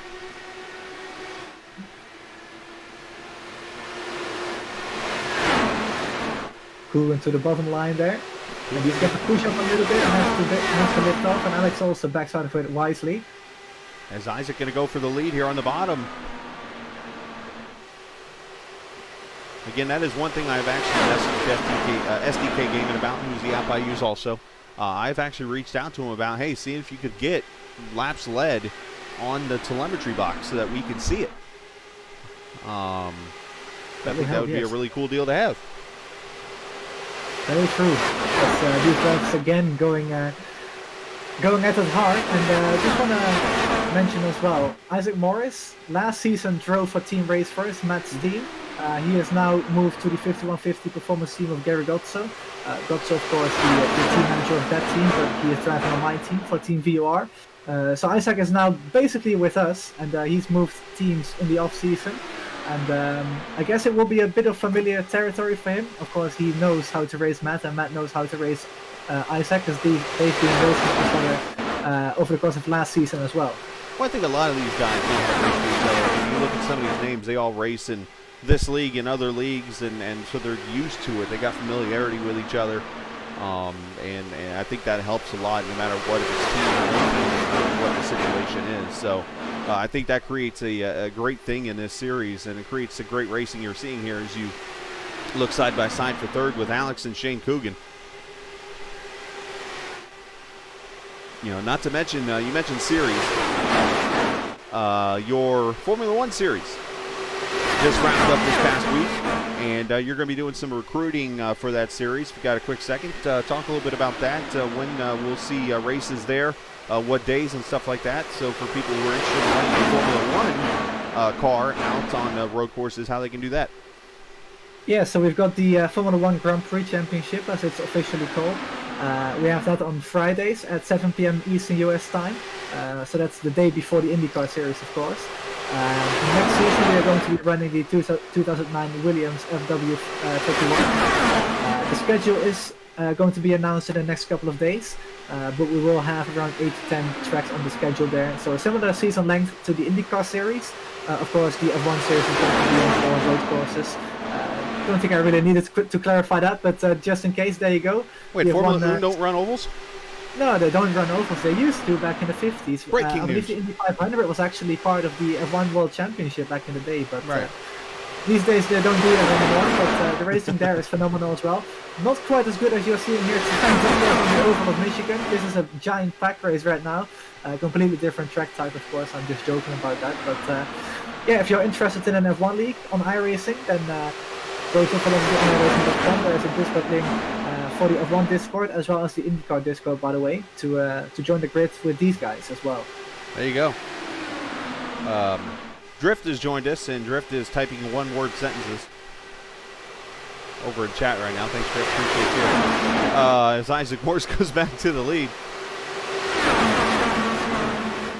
Houston there in second. Shane Coogan, Forsyth, Van de Sant. You're looking at pretty much every car on the lead lap is in this pack. And if you don't believe me, let's go on over to Dakota and look up ahead.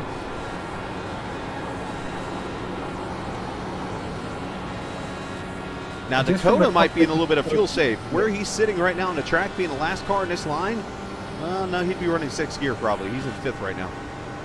Yeah, you really want to try to save fuel, but you can. I was just going to say, you can really see from Dakota's cockpit right here how intense this pack race at Michigan really is. You can see the cars just all over the place on the high banks at Michigan here. Right. As these drivers are going to be trying to keep the high line, like I mentioned earlier, that is the line where to be. There is the most momentum there, as well as the most tire saving as well, because you are scrubbing less speed off the car, off the racetrack as well. So that's where you want to be, but these drivers probably getting a little bit impatient now with 65 laps to go. Probably going to be trying to get a move on. But like I said, the high line is the line where to be. You can run the middle, but it won't be as competitive as... Dakota, don't go on that seam. That's the transition in banking right there. Don't do that. I did see somebody has a barbecue on pit road going right now. I'd like to know what's on the grill. Who doesn't like some good steak? I would like some. You made a good steak last week. Yeah, there's the grill over on the inside of the pit road there. You can see the smoke going on. Must be a McLaren Honda from 2015 then in F1. Hey, almost 3 wide up here for the lead is Houston. And Morris continue to fight with each other. Yep, and I'm surprised Isaac is still down there on the now bottom line actually. Matt is slowly pinching him down further and further to the inside of the track. That's going to be wearing out Isaac's tires quite a bit more than Matt's. Matt is able to keep the momentum going and save the tires, so Isaac is probably going to suffer from tire wear not too soon, not too long after this, and soon you will see him fall back to the back of the track. So as we get closer to the finish, we see how this racing is going to be as we have a little over 54 laps to go in this race. Do you want to be the leader coming to the final lap, or do you want to be in second or third? That's a really good question. I'm not sure if I know the answer to that one. I mean, it really depends on where you exactly are entering turns 3 and 4 on the final lap, so I can't really tell you where you want to be, whether you want to be in the lead at the start of the final lap or not, but if you are the car behind the person in turn 4 and you're a good 2 car lengths behind, you want to be behind so you can draft up behind the leader and then pass him crossing the line. We've seen in season 1 of this race as well, of this IndyCar series. In season 1 at Michigan, we saw a photo finish between Isaac Morris and Oscar Gonzalez. There was literally nothing between the two drivers. 0.000 was between the two. So photo finishes at Michigan very much possible, even with the new tire update here on the track, because you are seeing this pack racing all night long so far. And just want to mention as well, some of these drivers haven't been in a pack race ever.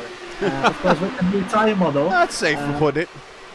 Yeah, well, with the new tire model, pack racing hasn't been as common as it used to be with the old tire model a couple of months ago. With the old tire model, you could really lean on the tires and really throw the car into the corners. Now you can't do it as much anymore, but of course on these big tracks like Michigan, with some setup updates, like you're seeing tonight, it is slowly but surely becoming more and more possible. And I think the inexperience of some drivers really has shown now with, I believe, just under half the grid still in the race. So it's nothing bad, of course, just an experience factor. But of course, racing like this is only going to build up your experience for the future. And it can be quite scary, especially when you're going over 220 mile an hour here, going for the lead like these cars are. But you're starting to see them a little bit spread out. Maybe handling starting to come into play just a little bit here. You see some of the cars trying to migrate up to that top groove, trying to save some time. As I mentioned, as we hit the 200 mile mark in this 300 mile St. Jude, Michigan 300. At the Michigan Speedways, you start to see Gavin Sanders coming into play. Kristen Nelson up into the pack. Van de Sant. All 13 cars within 1.6 seconds of the lead in this race.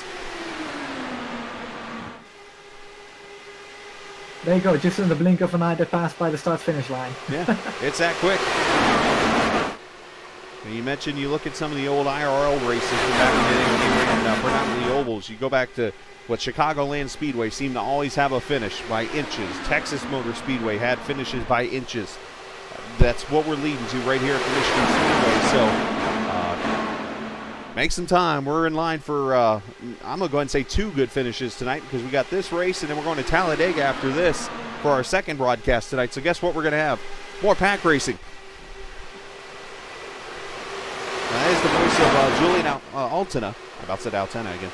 Altena. That is up here in the booth with us. Julian, once again, unfortunately wrecked out of tonight's race. He's going to finish, as of right now, in the 21st position, which will be his second 20 or worst finish. Yeah, last week at Homestead I finished, I believe, 28th, because I didn't even get to turn 1 on lap 1 in that race. And this week I managed to do 25 laps until there was a big wreck in turns 1 and 2. that took me out of the race, and then I got my car repaired, did a couple of laps, and gained a few positions, but called it a day to join you in the booth for the rest of the action here tonight. Doing the math in my head then real quickly, that's 24 here at Michigan, 1 at Homestead. Actually, not even 1. You got 1 corner at Homestead. Right? Because it was turn 1 and 2, lap 1? Yes. Okay, so you got 1 corner at Homestead, which I'll grant you the 1 lap. So 1.5 miles and 48. So you have run 49.5 miles so far in this season. I told 550. There you go. That's a good way to save some fuel. Anyways, not to pick on you about that. We called Cohen Evans' race result last weekend in the tournament, but I think I'm doing quite a bit better at that.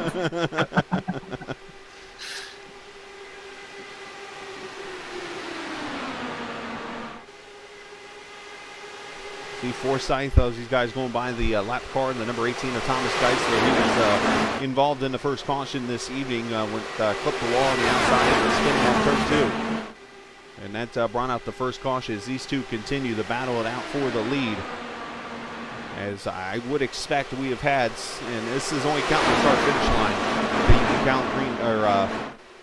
count passes for the lead changes, otherwise known as. And of course you account for caution laps and stuff. I'm guessing somewhere from 30 to 40 in that range right now, as they're almost 3 wide up here for the lead now. As up comes the 29 of Shane Coogan into the battle, that black and red car on the right side. Matt Houston there in that black and checkered Formula Indy Series car. You get the VOR car. Here comes Gavin Sanders. Craig Forsyth back there in that player's number 27 livery. Van de Sant, Musselman, all these guys right here in this picture. And Krista Nelson back there in 8th. And now you're starting to see the handling come into play. Dakota DeMay back here 2 seconds off. And then you got Austin Saar behind him, starting to fall off a little bit. Now Austin, I've gotten to know him pretty well. He's actually going to run on a team of mine in another league. And Austin is more of a road course guy, and he's learning these ovals. I mean, he taught me some things about the road course recently, talking to him and stuff. But when it comes to ovals, I had to teach him about the weight jacker and all that stuff, about how kind of to adjust it and those kind of things that people have taught me. So he's learning kind of the hard way here, but doing a good job in the 13th position. Yeah, and there's quite a few drivers in this series actually that come from a road course kind of background, including Oscar Fredrickson, including myself, and in a way Gavin Sanders as well, of course my teammates. Right. And more recently, Isaac Morris as well. He really was a road course driver, and I had to beg him to come to IndyCar a couple of months ago.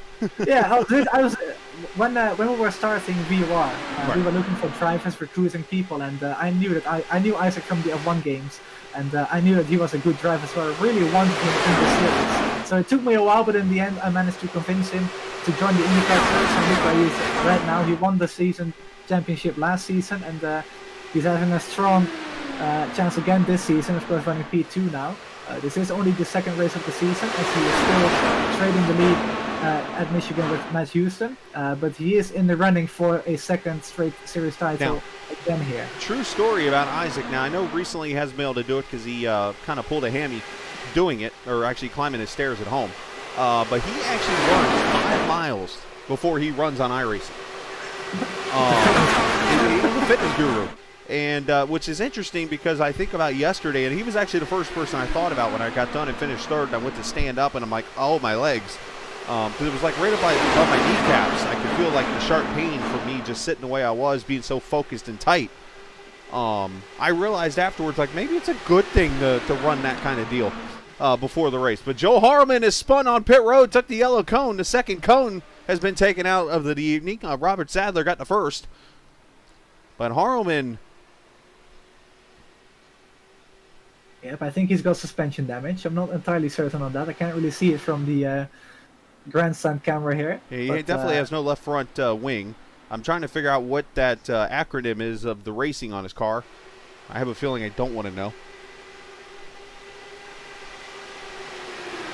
I say that for the sake of when I see certain letters in there, I can just immediately think, okay, that might not be the cleanest acronym.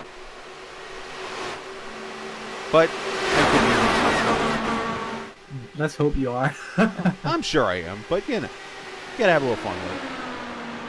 Meanwhile, back up here at the front, you see everybody's still kind of hanging out in this pack. The only one that's really lost the pack is Dakota DeMay, and he just lost even more time here for some reason. Austin Sarr got around him. So Dakota in this 82 car, I'm not sure if he's playing the restrictor plate strategy that they do in stock cars where they kind of ride back waiting on the wreck. But he could be in that strategy right now. We have 37 laps to go in this race. Lap time still at the 32-second mark. They've only dropped about 3/10 since the green flag came out in this run. Yep, and that lap time, of course, fluctuates as well when the drafts are battling side by side. Mm-hmm. Of course, the draft plays a big part in that, as we are again seeing drivers move to the inside and outside as well. Briefly 3 wide there for a second. But these drivers are going to be trying to get the crossover move. going. Isaac crossing over Houston there. Yep, and Isaac knows how to win around this place. Hold up, never mind. Oh! Isaac got loose down there on that on the bottom side of turn 4 there. I saw that car try to snap on him a little bit. Surprised he didn't lose much momentum on that. Yeah, I was just going to point it out. I'm surprised he didn't lose any momentum from that little slide there. But, Gavin is now into P3 as well, so he's going to have a little look on the battle for first place. Now 5th car outside line. I was going to say the 4th car outside line, but 5th car outside line. Look at the 7th position. A name we haven't said all night, Christian Jasper. Started mid-pack, and here we go, pit stops right at 1:15. The leaders are coming in, and Jasper's coming in really hot. Into the inside wall. That might have helped him at speed. I think I just had a voice crack and screaming there. Austin Sarr coming to pit road. Now all these guys got to sort it out and get to their pit stall. Craig going for the lead here on Shane Coogan. And Craig, he had surgery a couple of weeks ago on his feet. He is now driving again with his feet. He had the pins removed. Oh! And he's going again as he locks up into the pits, but he slows it down. I believe he got away with that. So he slowed it down, and I believe looking at the rest of the pit entries being quite a bit of a mess, Craig might be able to get out back on the track in the lead. Now Jasper is still in his pit stall, so obviously he did get a speeding penalty, it looks like, when this is all over with. That's unfortunate for him, but it's iRacing rules. Came in really hot into the pits there. I'm surprised he didn't. Too hot. I was surprised he didn't lock the tires more than he did there. Hey, for effort. But Van de Sant has taken the lead back from Shane Coogan, so everybody in the lead has come to pit road. That's going to be the final pit stops likely of this evening, and a lot of cars probably short filled. So you're going to see a little bit more faster speeds probably here out of these cars because it's going to be lighter weight as Forsythe joins the pack. And I told you, he might rejoin in the lead there. He's right up there in the mix. And Coogan's going to come to pit road. Ooh, Nelson slows it down. Okay. Yep, everybody getting down to speed. Nelson and DeMay on pit road right now as he leaves his stall. And that hands the lead over to AJ Musselman and Alex Van de Sant, the top 2 right now. Everybody 4 tires and short fuel. Now, Alex obviously is playing a strategy of probably letting everybody get off pit road, and then he's going to make his own stop. Yeah, he wants nothing to do with the traffic on pit road. Who does? That's Yep, a very here he comes. smart strategy. Hey, he's a Purdue graduate. I would expect it to be a smart decision on his part.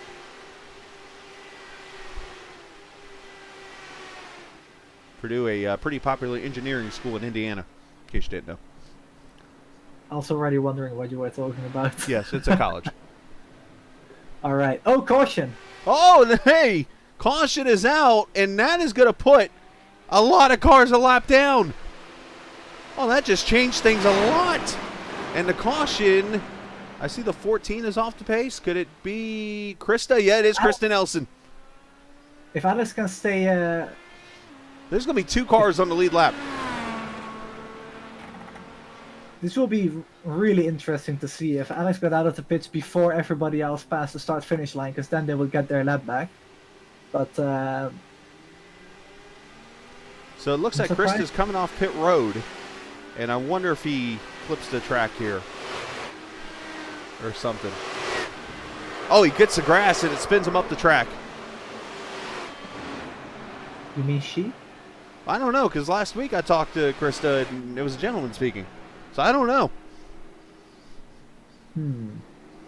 That's why I'm just kind of playing the medium role there. I don't want to offend Krista either way. So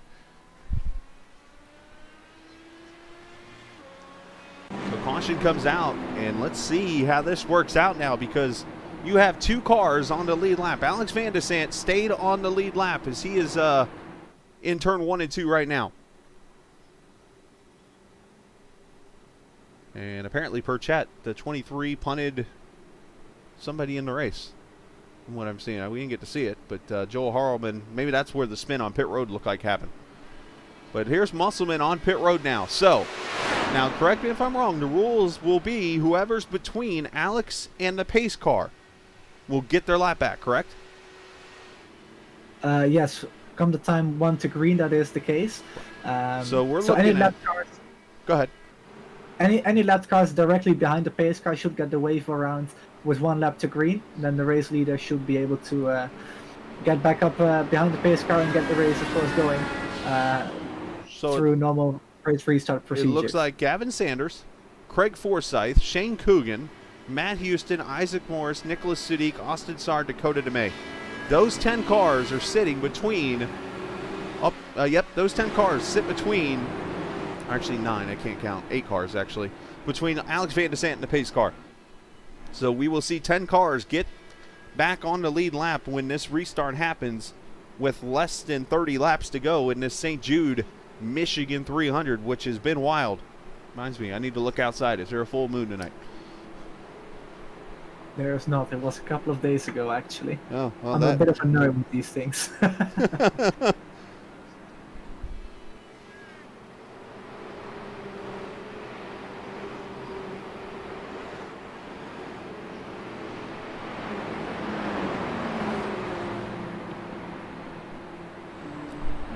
So Nelson's on pit road getting the nose fixed on the 14. Unfortunately, Krista will not finish on the podium, it looks like, this evening. So Alex Van de Sant takes the lead from the pit strategy of coming to pit road and then winning the race, or getting off pit road before the leader was able to get back to him. And because of that, Alex is looking potentially at a 2nd straight Michigan win. However, there are 8 other cars that are going to argue that as they're getting their wave around right now. They'll get around the pace car and come back around, and that'll cycle up AJ Musselman to 2nd. And the way they're going to restart here, Gavin Sanders will be 3rd, Craig Forsyth will be 4th. Now, this is what's different for those who are used to stock car racing than IndyCar racing. The lap cars that are between Alex and the cars coming back to the lead lap are going to be in between these cars. So when I say Gavin Sanders is restarting 3rd, there's going to be roughly 3 or 4 cars between Musselman and Gavin Sanders. Yes, so that's going to be interesting to keep an eye on. Of course, this is effectively a sprint to the finish right now with how many laps to go? We're going to have 27 when we go green. So what is the proper protocol in that kind of... What are you taught in an open wheel car when you have this situation if you're a lap car? Do you just get out of the way, or do you have the right to race since these could be for position? You have the right to defend your lap as long as it doesn't significantly hold up the race leader. So there are no direct blue flag rules like there are in F1, but you can't hold up the leader for too long. There you go. All right, green flag's about to come back out. I see one car pulling down to the bottom here. Looks like it's going to get out of the way. 2 are actually getting out of the way, so that's 2 cars already that Gavin Sanders is going to get by as Van de Sant takes the green. 27 laps to go. And you can see already they pulled a 2.5-second gap because they could not pass these cars until they crossed the line. Now the problem is the way this draft works. Alex might end up getting too far out there. And here comes Musselman to the lead. The 54 to the front.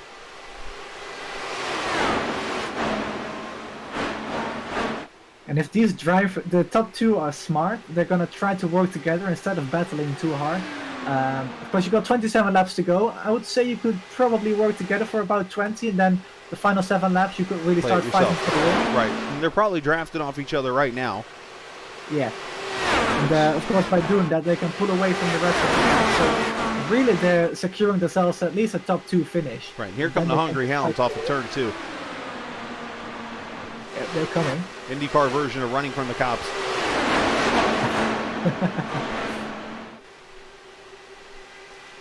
It really does look mean, though, the cars coming out of turn 2 and turn 4. And knowing that those 2 cars up ahead there, as you see from Craig Forsyth, are trying to get away. Yeah, this is very much a police chase, except on the Oval of Michigan. And they're really not made any ground. It's still a 2.5-second gap. Yeah, and I did notice that Craig and the car ahead, I believe that was Gavin. Both of these drivers were using the bottom line, to my surprise. Was really going to wear out the tires. As the 23 car here of Jose Miguel Phillips of Figuera is one of the lap cars right here trying to pass by the 10. He's trying to get his lap back the hard way as he sits the only car 1 lap down in this race.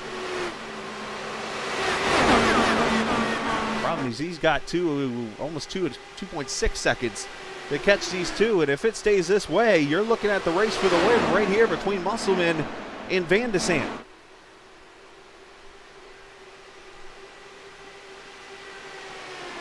At the line there, I think Musselman led it by a cone of a nose.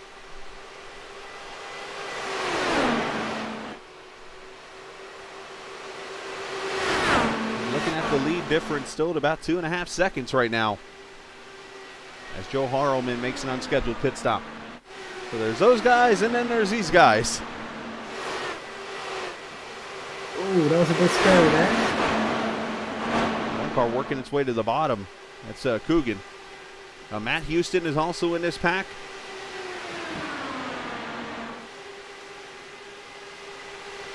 One name I do not see is Isaac. Oh, there's Isaac up in third. Never mind. I'm like, where's Isaac? Oh, and there goes the lap car, Miguel. Spinning at turn 2, and that brings the caution out. Just about didn't manage to keep it out of the wall. Just kissed it. Jose Miguel Phillips Figuera bringing out the caution again with 20 laps to go. And of course, there are no left cars in the way anymore, so this is going to be a massive, massive dogfight. Yeah, this is going to get good now. 20 laps to go. Do you get tires? Yes, if you're in the back of the little group, I would for sure get tires. If you're Dakota right now, or even Austin Sarr in P9, or even Nicolas Sudik, you can really just pit right now without losing anything. 1 position or 2 positions really doesn't lose you as much in a pack race like this. And taking fresh tires is always going to be a little bit of an advantage. But I think in a pack race like this, it's going to be a massive advantage because you just got so much more grip than the guys around you on all the tires. Now, there is 1 lap car up here in the picture, and that is the 81 of Christian Allegio, who's in the 12th position, 2 laps down. He is the 3rd car in line here, as pit road should open up this time by, and we'll get the leaders in here. But it might be setting a dummy. I'm not sure. Yeah, 1st, 2nd, stay out. 3rd, 4th, 5th, 6th, 7th, stay out. Watch the guys in the back. Everybody stays out. On the lead lap, stays out. I'm surprised the guys further back in this little group like didn't, Dakota, Austin, maybe Sadiq, as you mentioned, those guys there. Why not come to pit road? I mean, you're going to restart back in the same spot anyways. Exactly, yeah. That's a bit of a surprising strategy, but they're in the cockpit, so they must they know what better. they're doing. I don't. I mean, I grew up racing ovals. I grew up racing ovals on iRacing and stuff like that, and I made 5 career starts in this league, and I finished 1 race. That race was a road course. Figure that out. You ran 2nd for a while with me, though, in California. So that's it was this kind of race, too. So guess where I'd probably have been tonight? Wrecked. I'm sure you will be dominating. Nah, you wouldn't wreck.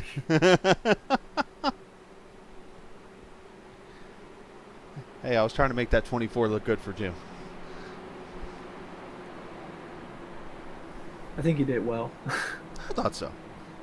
And then I clipped the apron, and usually the apron wins at Auto Club. So Alex Van de Sant leads, AJ Musselman, Isaac Morris, Forsyth Coogan. So everybody's going to be back together. We'll get a restart with less than 20 laps to go. Now, if we get a restart with less than 10 to go, that is when they will drag Christian Alesio to the back and say, all right, y'all have it to yourselves now up front.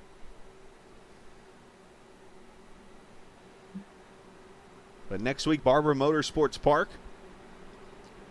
Should be a fun road course race there. They'll get to figure out the hilly parts of that course, including a chicane that's very tricky on a hill. Yes, on the backside of the circuit. The Barbara race is in 2 weeks, by the way, April 17th. Oh, correct. We have next week off. Right. So that's going to be the first road course of the season. Later on in the season, we are also going to Road America again.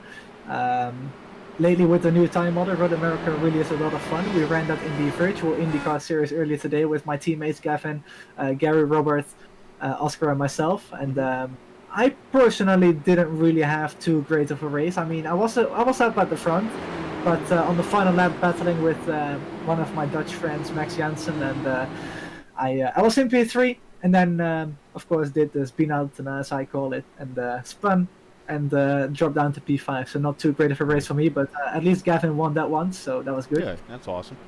And thinking about it, I won't have any broadcast next Saturday night because there's a Martinsville Cup race. Ah, yeah, that's something to watch then. I did that purposely, actually, in the other league. Because we were like, we need nothing to do on Saturday. I put the schedule together for that league, and they were like, we need to put a weekend off somewhere. And I picked that weekend because I knew Martin, and I didn't even think of Easter at that moment. Just like, here, do this one. There's a night race that week. So, anyways, pace car pulls off as Van de Sant's going to lead him to the green. Musselman, Morris, Forsyth, Coogan, and Gavin Sanders going to bring him back to the green. Let's see if Alesio jumps out of the way here as he moves to the bottom. This might be one of those things where he lets everybody kind of get the draft going and then jumps out of the way. That would be a unique move to make. It would be nice. That's exactly what he did. He's pulling off right here on the back straightaway. He kind of helped everybody draft their way up here as we have 18 laps to go now. This is really going to get going now. Yeah, Musselman to the inside line there. Yep, Musselman going to take the lead here as the rest of this pack's going to start to really draft up on these cars. Now, how far separation is a max before you do not feel the draft anymore? About 1.5 So seconds. it's 1.5 here too. Okay. As Alex and Musselman playing swap the lead again. That's really what we've been seeing all day long. The top two cars swapping the lead pretty much at every end of the racetrack. One car would lead into turns 1 and 2, and then the other would lead in turns 3 and 4, and they will swap around again the next lap, as you're seeing Alex go to the inside now. And that's what's been happening all race long, and you're probably going to see that to the end. So really what this is about now is timing the pass right now for the race lead. Do you want to lead in turns 1 and 2 on the final lap, or do you want to lead in turns 3 and 4 on the final lap? And of course, you want to lead turns 3 I want to and lead 4. coming out of turn 4 on the final lap. Yes, I think that's when everybody wants to lead. Oh, trouble! Alex Van de Sant's in the wall! Van de Sant and Forsyth.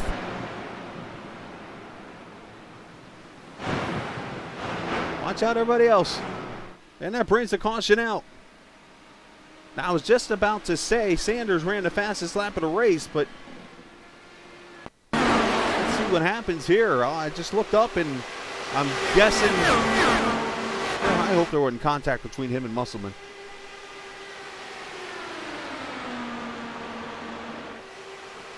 Oh, netcode. Netcode between Alex and Isaac Morris.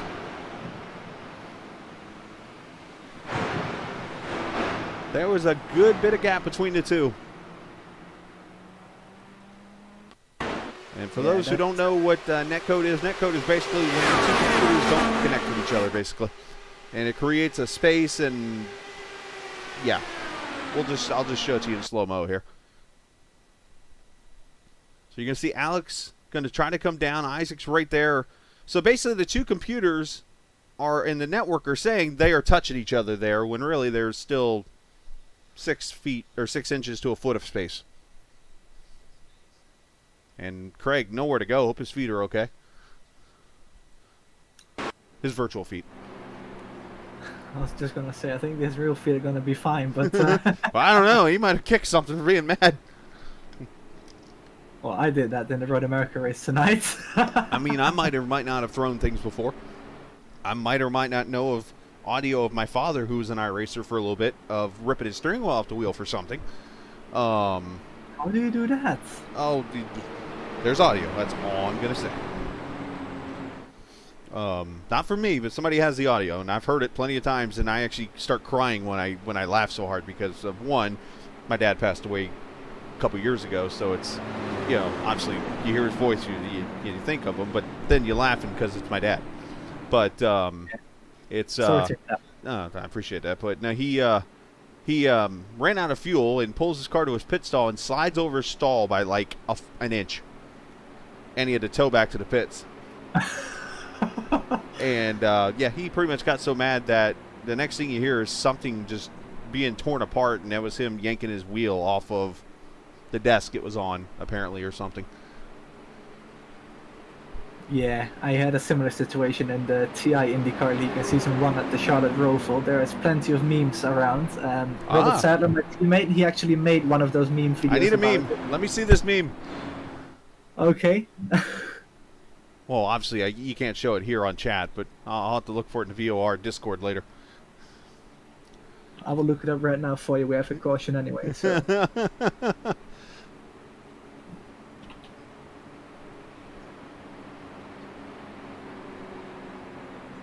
But yeah, I know the frustration of overshooting the pit box and not being able to recover it and having to tow. It happens.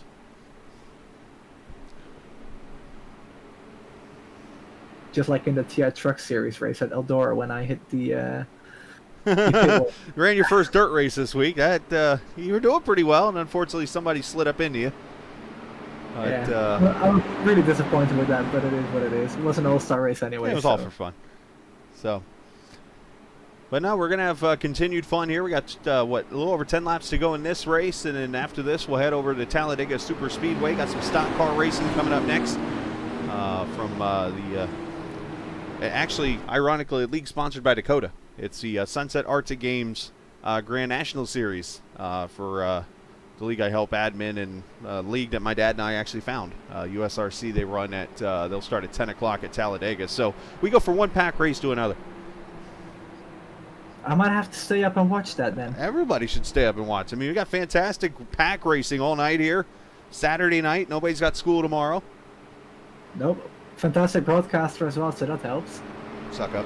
No, I'm just kidding. Well, I mean, I'm just trying to give you a compliment right now. Your dreams, man. I appreciate that. So, hey, I do it for the viewers. Like I said, the viewers and the racers.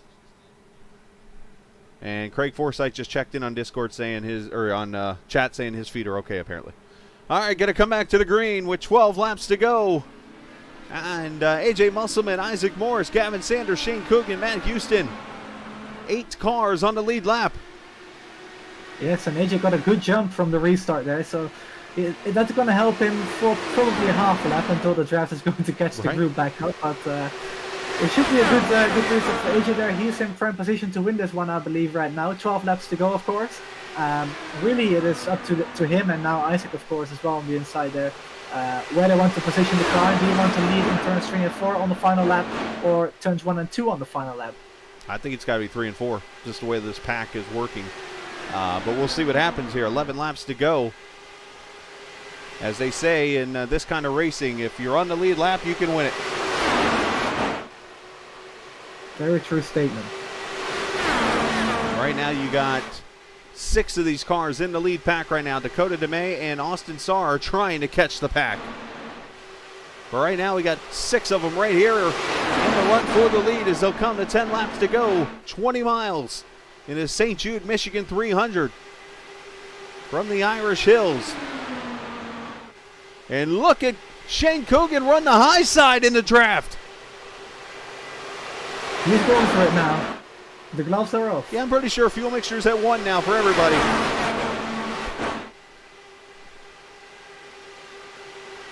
Shane won the last pack race in VOR, by the way, at Auto Club Speedway in Season 2, the final race of the season. We actually had a battle on the final couple of laps together, Shane and I, and I got the worst of that, but Shane did win that race. That was the race I drafted with you, I believe. Yeah, that was. And he won that race, so he's the most recent pack race winner in VOR. Look at this! 3 wide for second, 3 wide for fourth. 3 wide everywhere. And here comes Dakota. He's starting to catch up, and Austin Saar, not so much. He might be still within, well, I was going to say he's catching up too, but he's still about 2. He's actually catching up, as a matter of fact. He's 1.9 back now. Those might be the cars to watch because they might get such a good tow that they can just carry the momentum. And look at this, 3 wide for the lead.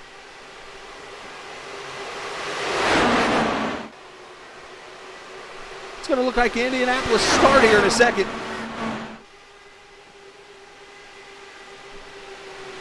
Keep an eye out on Dakota, by the way. He's the last car in this actual group of cars.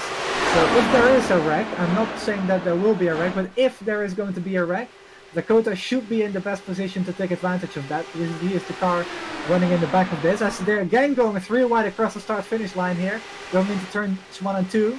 Fantastic racing here. Now Austin is not going to catch the pack. He's still 2.5 back. I don't know if he lost a nose or something, but he fell off the pack there just a few minutes ago. So it looks like it's going to be a 7-person race for the win of this race. Now Austin could be just laying back saying, all right, we'll let them wreck. Pick up the pieces, yeah.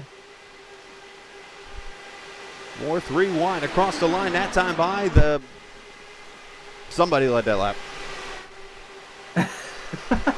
It's really hard. It's actually impossible to tell who leads a lap with the timing is strong from the overlays that we have right here. Oh, there's a block. Yep, blocking is going to happen right now. Are they allowed to block in this league? No, they're not. So I'm thinking. If there is a protest, then we'll have to look into that. But so far, let's just filter this as hard and clean racing. Oh, I'm sure if anyone's going to complain, come on, this is fun stuff right here. 5 laps to go until they wreck. Then it's not fun anymore. They're going to go 4 wide, Matt Houston. Yep, 4 wide. They tried. I mean, here you can go about 25 wide if you wanted. But the problem is you got to get back down to about 3 right here.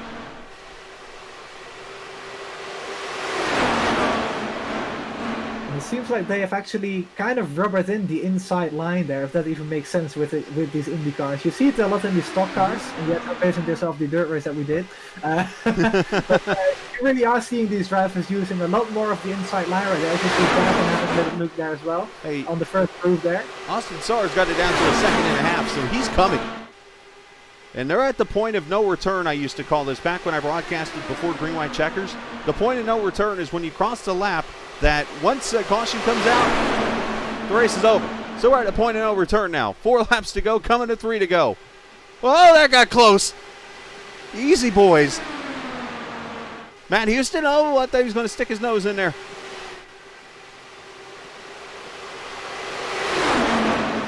Saar's cleared the lap car back there, so now he is within the sniff of the pack.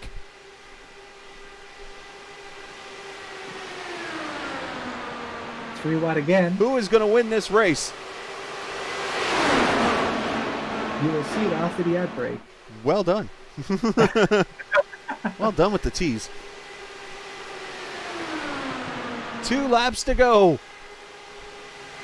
In what has been a wild St. Jude 300 at Michigan Speedway, the first of 3 Triple Crown races. All 3 of them 300 miles starting here at the Michigan Speedway. The Brickyard will be next, and then Pocono Raceway later on in the season. Of course, next week they hit the road course at Barber Motorsports Park, so they'll be able to take a break from the headache they're going to have after this race. Yeah, and I just saw Isaac pull a big block on, I believe that was Matt there. So final white flag, lap. Here we go. Final lap.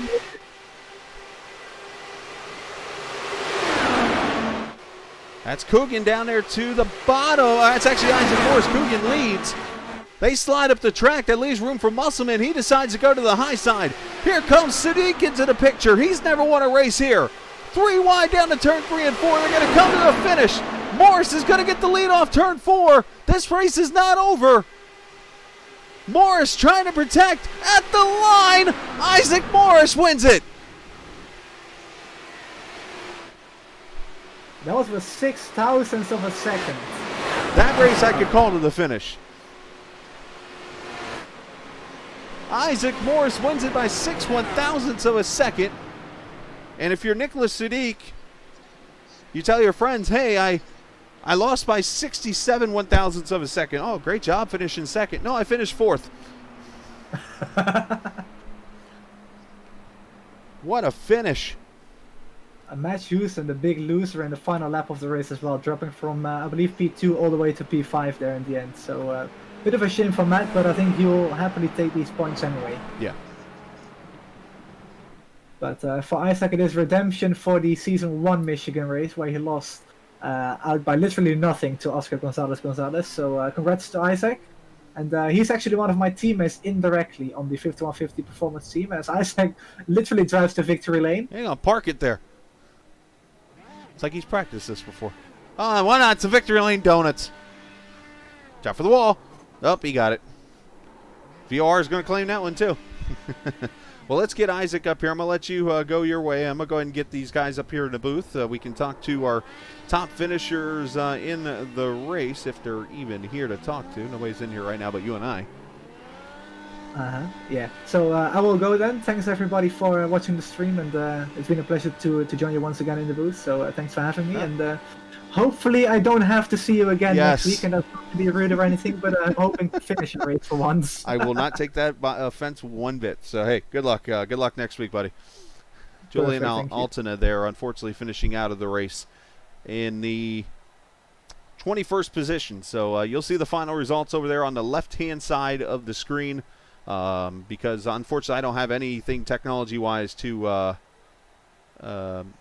show other than that, because again, if you're just joining us, I had a very interesting program crash or something, a reset that happened earlier tonight, and I had to pretty much start over on this program, and that's left me with the generic stuff again. All right, so we'll talk to our top 3 if they're here, and then we'll go over to Talladega and get ready for USRC, which will be going green here in about 15 minutes or so.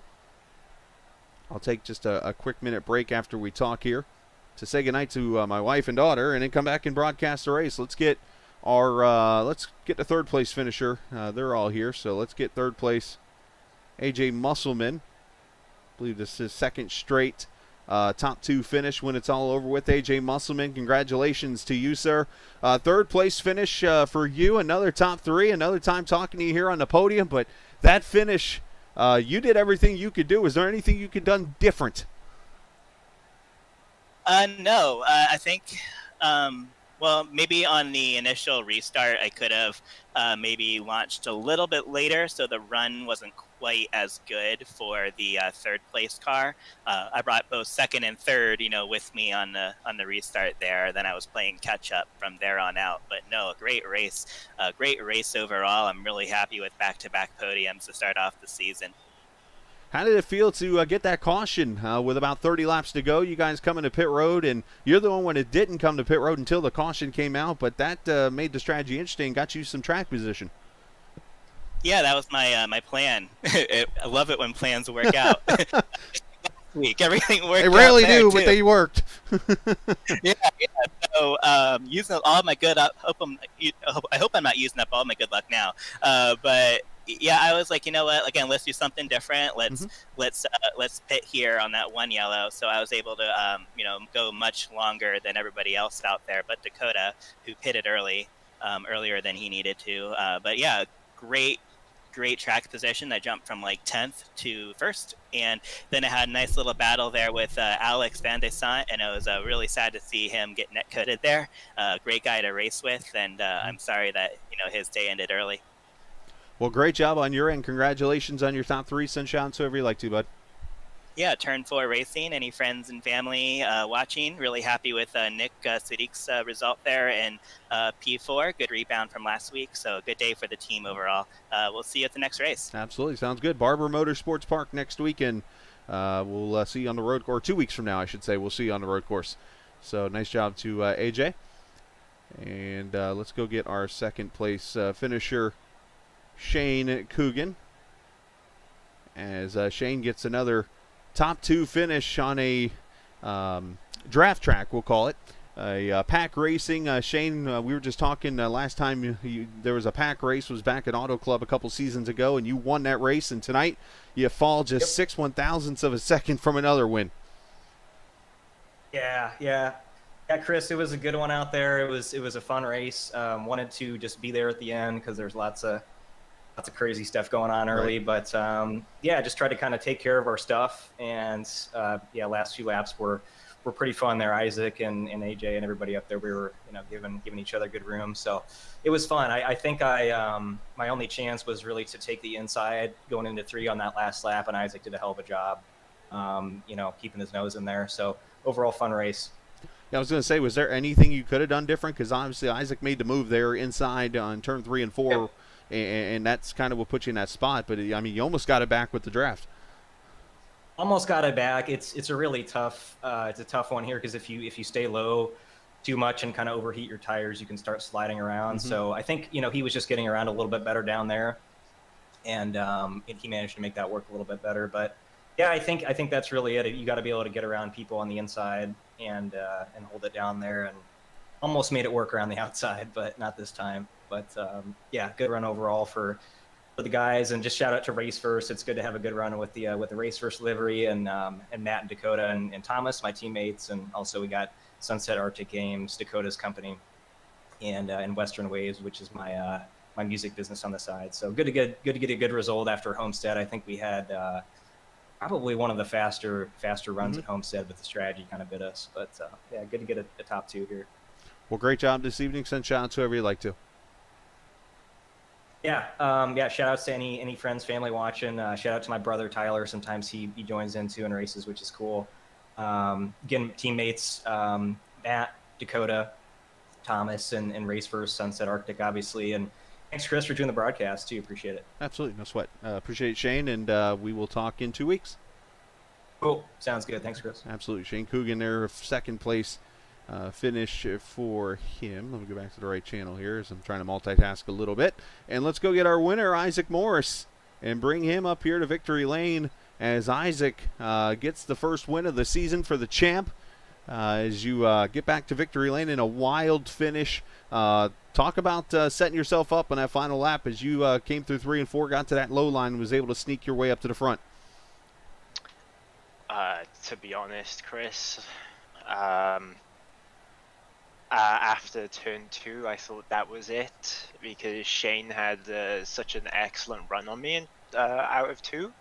I generally thought that was it because if he was just going to slot the car in front of me, ready for turn 2, I would have had the dirty air and AJ, and other people would have been able to pass me.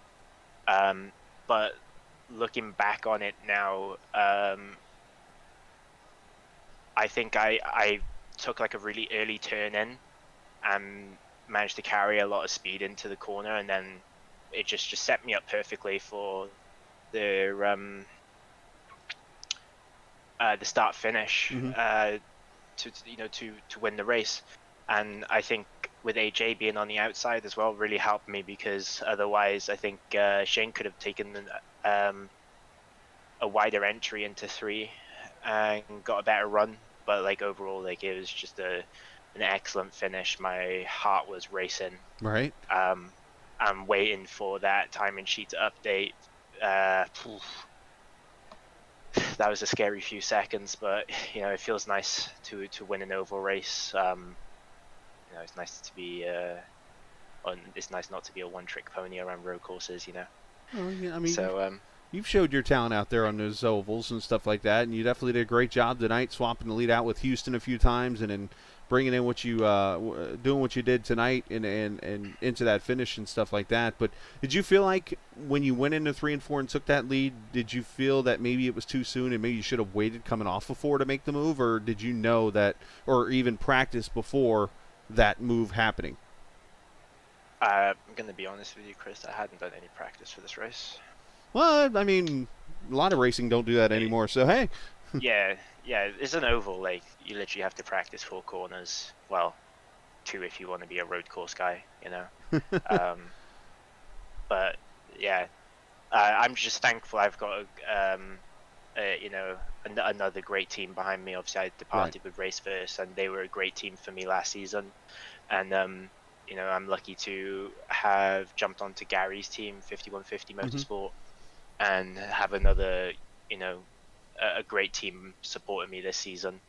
And it was excellent to race against the Race First guys. There was a lot of respect. You know, literally, like, I had no complaints about anything with them. And, you know, we managed to put on a great show for everyone tonight for those last 10 laps. well, great job tonight. Send shout out to whoever you like to, bud. So I'd like to give a big thanks to Gary, you know, for having me on the team. And Somebody I texted just you. want to... this is my wheelbase turning off. And I just... unfortunately, like, I don't know all the sponsors on the car yet. So I just want to say thanks to all the sponsors. And yeah, it's nice to be on victory lane and winning my first race of the season. So yeah, well, I'd like to give a shout out to my brother. He's probably not watching, but you know, he's always supported me. You know, he's always helping me push harder week in, week out, just to get to be a better driver. And I think that's it. And I think it's bedtime. Sounds good to me. Well, great job, Isaac. Congratulations on your win, brother. Thank you very much. Absolutely. Thank you. No problem. Isaac Morris, the winner tonight, as he scores the victory, the champion from last season, getting himself another win, which ends up being number 4 of his career, number 1 this season. So congratulations to Isaac. So I'm going to jump off because I got to go to another broadcast here in about 5 minutes. So appreciate you guys watching here on Captain TV for the Velocity Online Racing Series. Thanks to iRacing for allowing me to broadcast on their platform and stuff of this series with VOR, and thanks to Robert and Julian for allowing me to be a part of the broadcast. Thank you, fans, for working with me with my issues here that unfortunately I have tonight, and we'll definitely make it better for next Saturday. So you guys enjoy. Remember, this isn't just a game. This is iRacing. So I'm off. I'm going to go get ready for this other broadcast. You'll see another upcoming broadcast if you're on YouTube right now. Just click that. That's where I'll be going to after this. So you guys enjoy your night.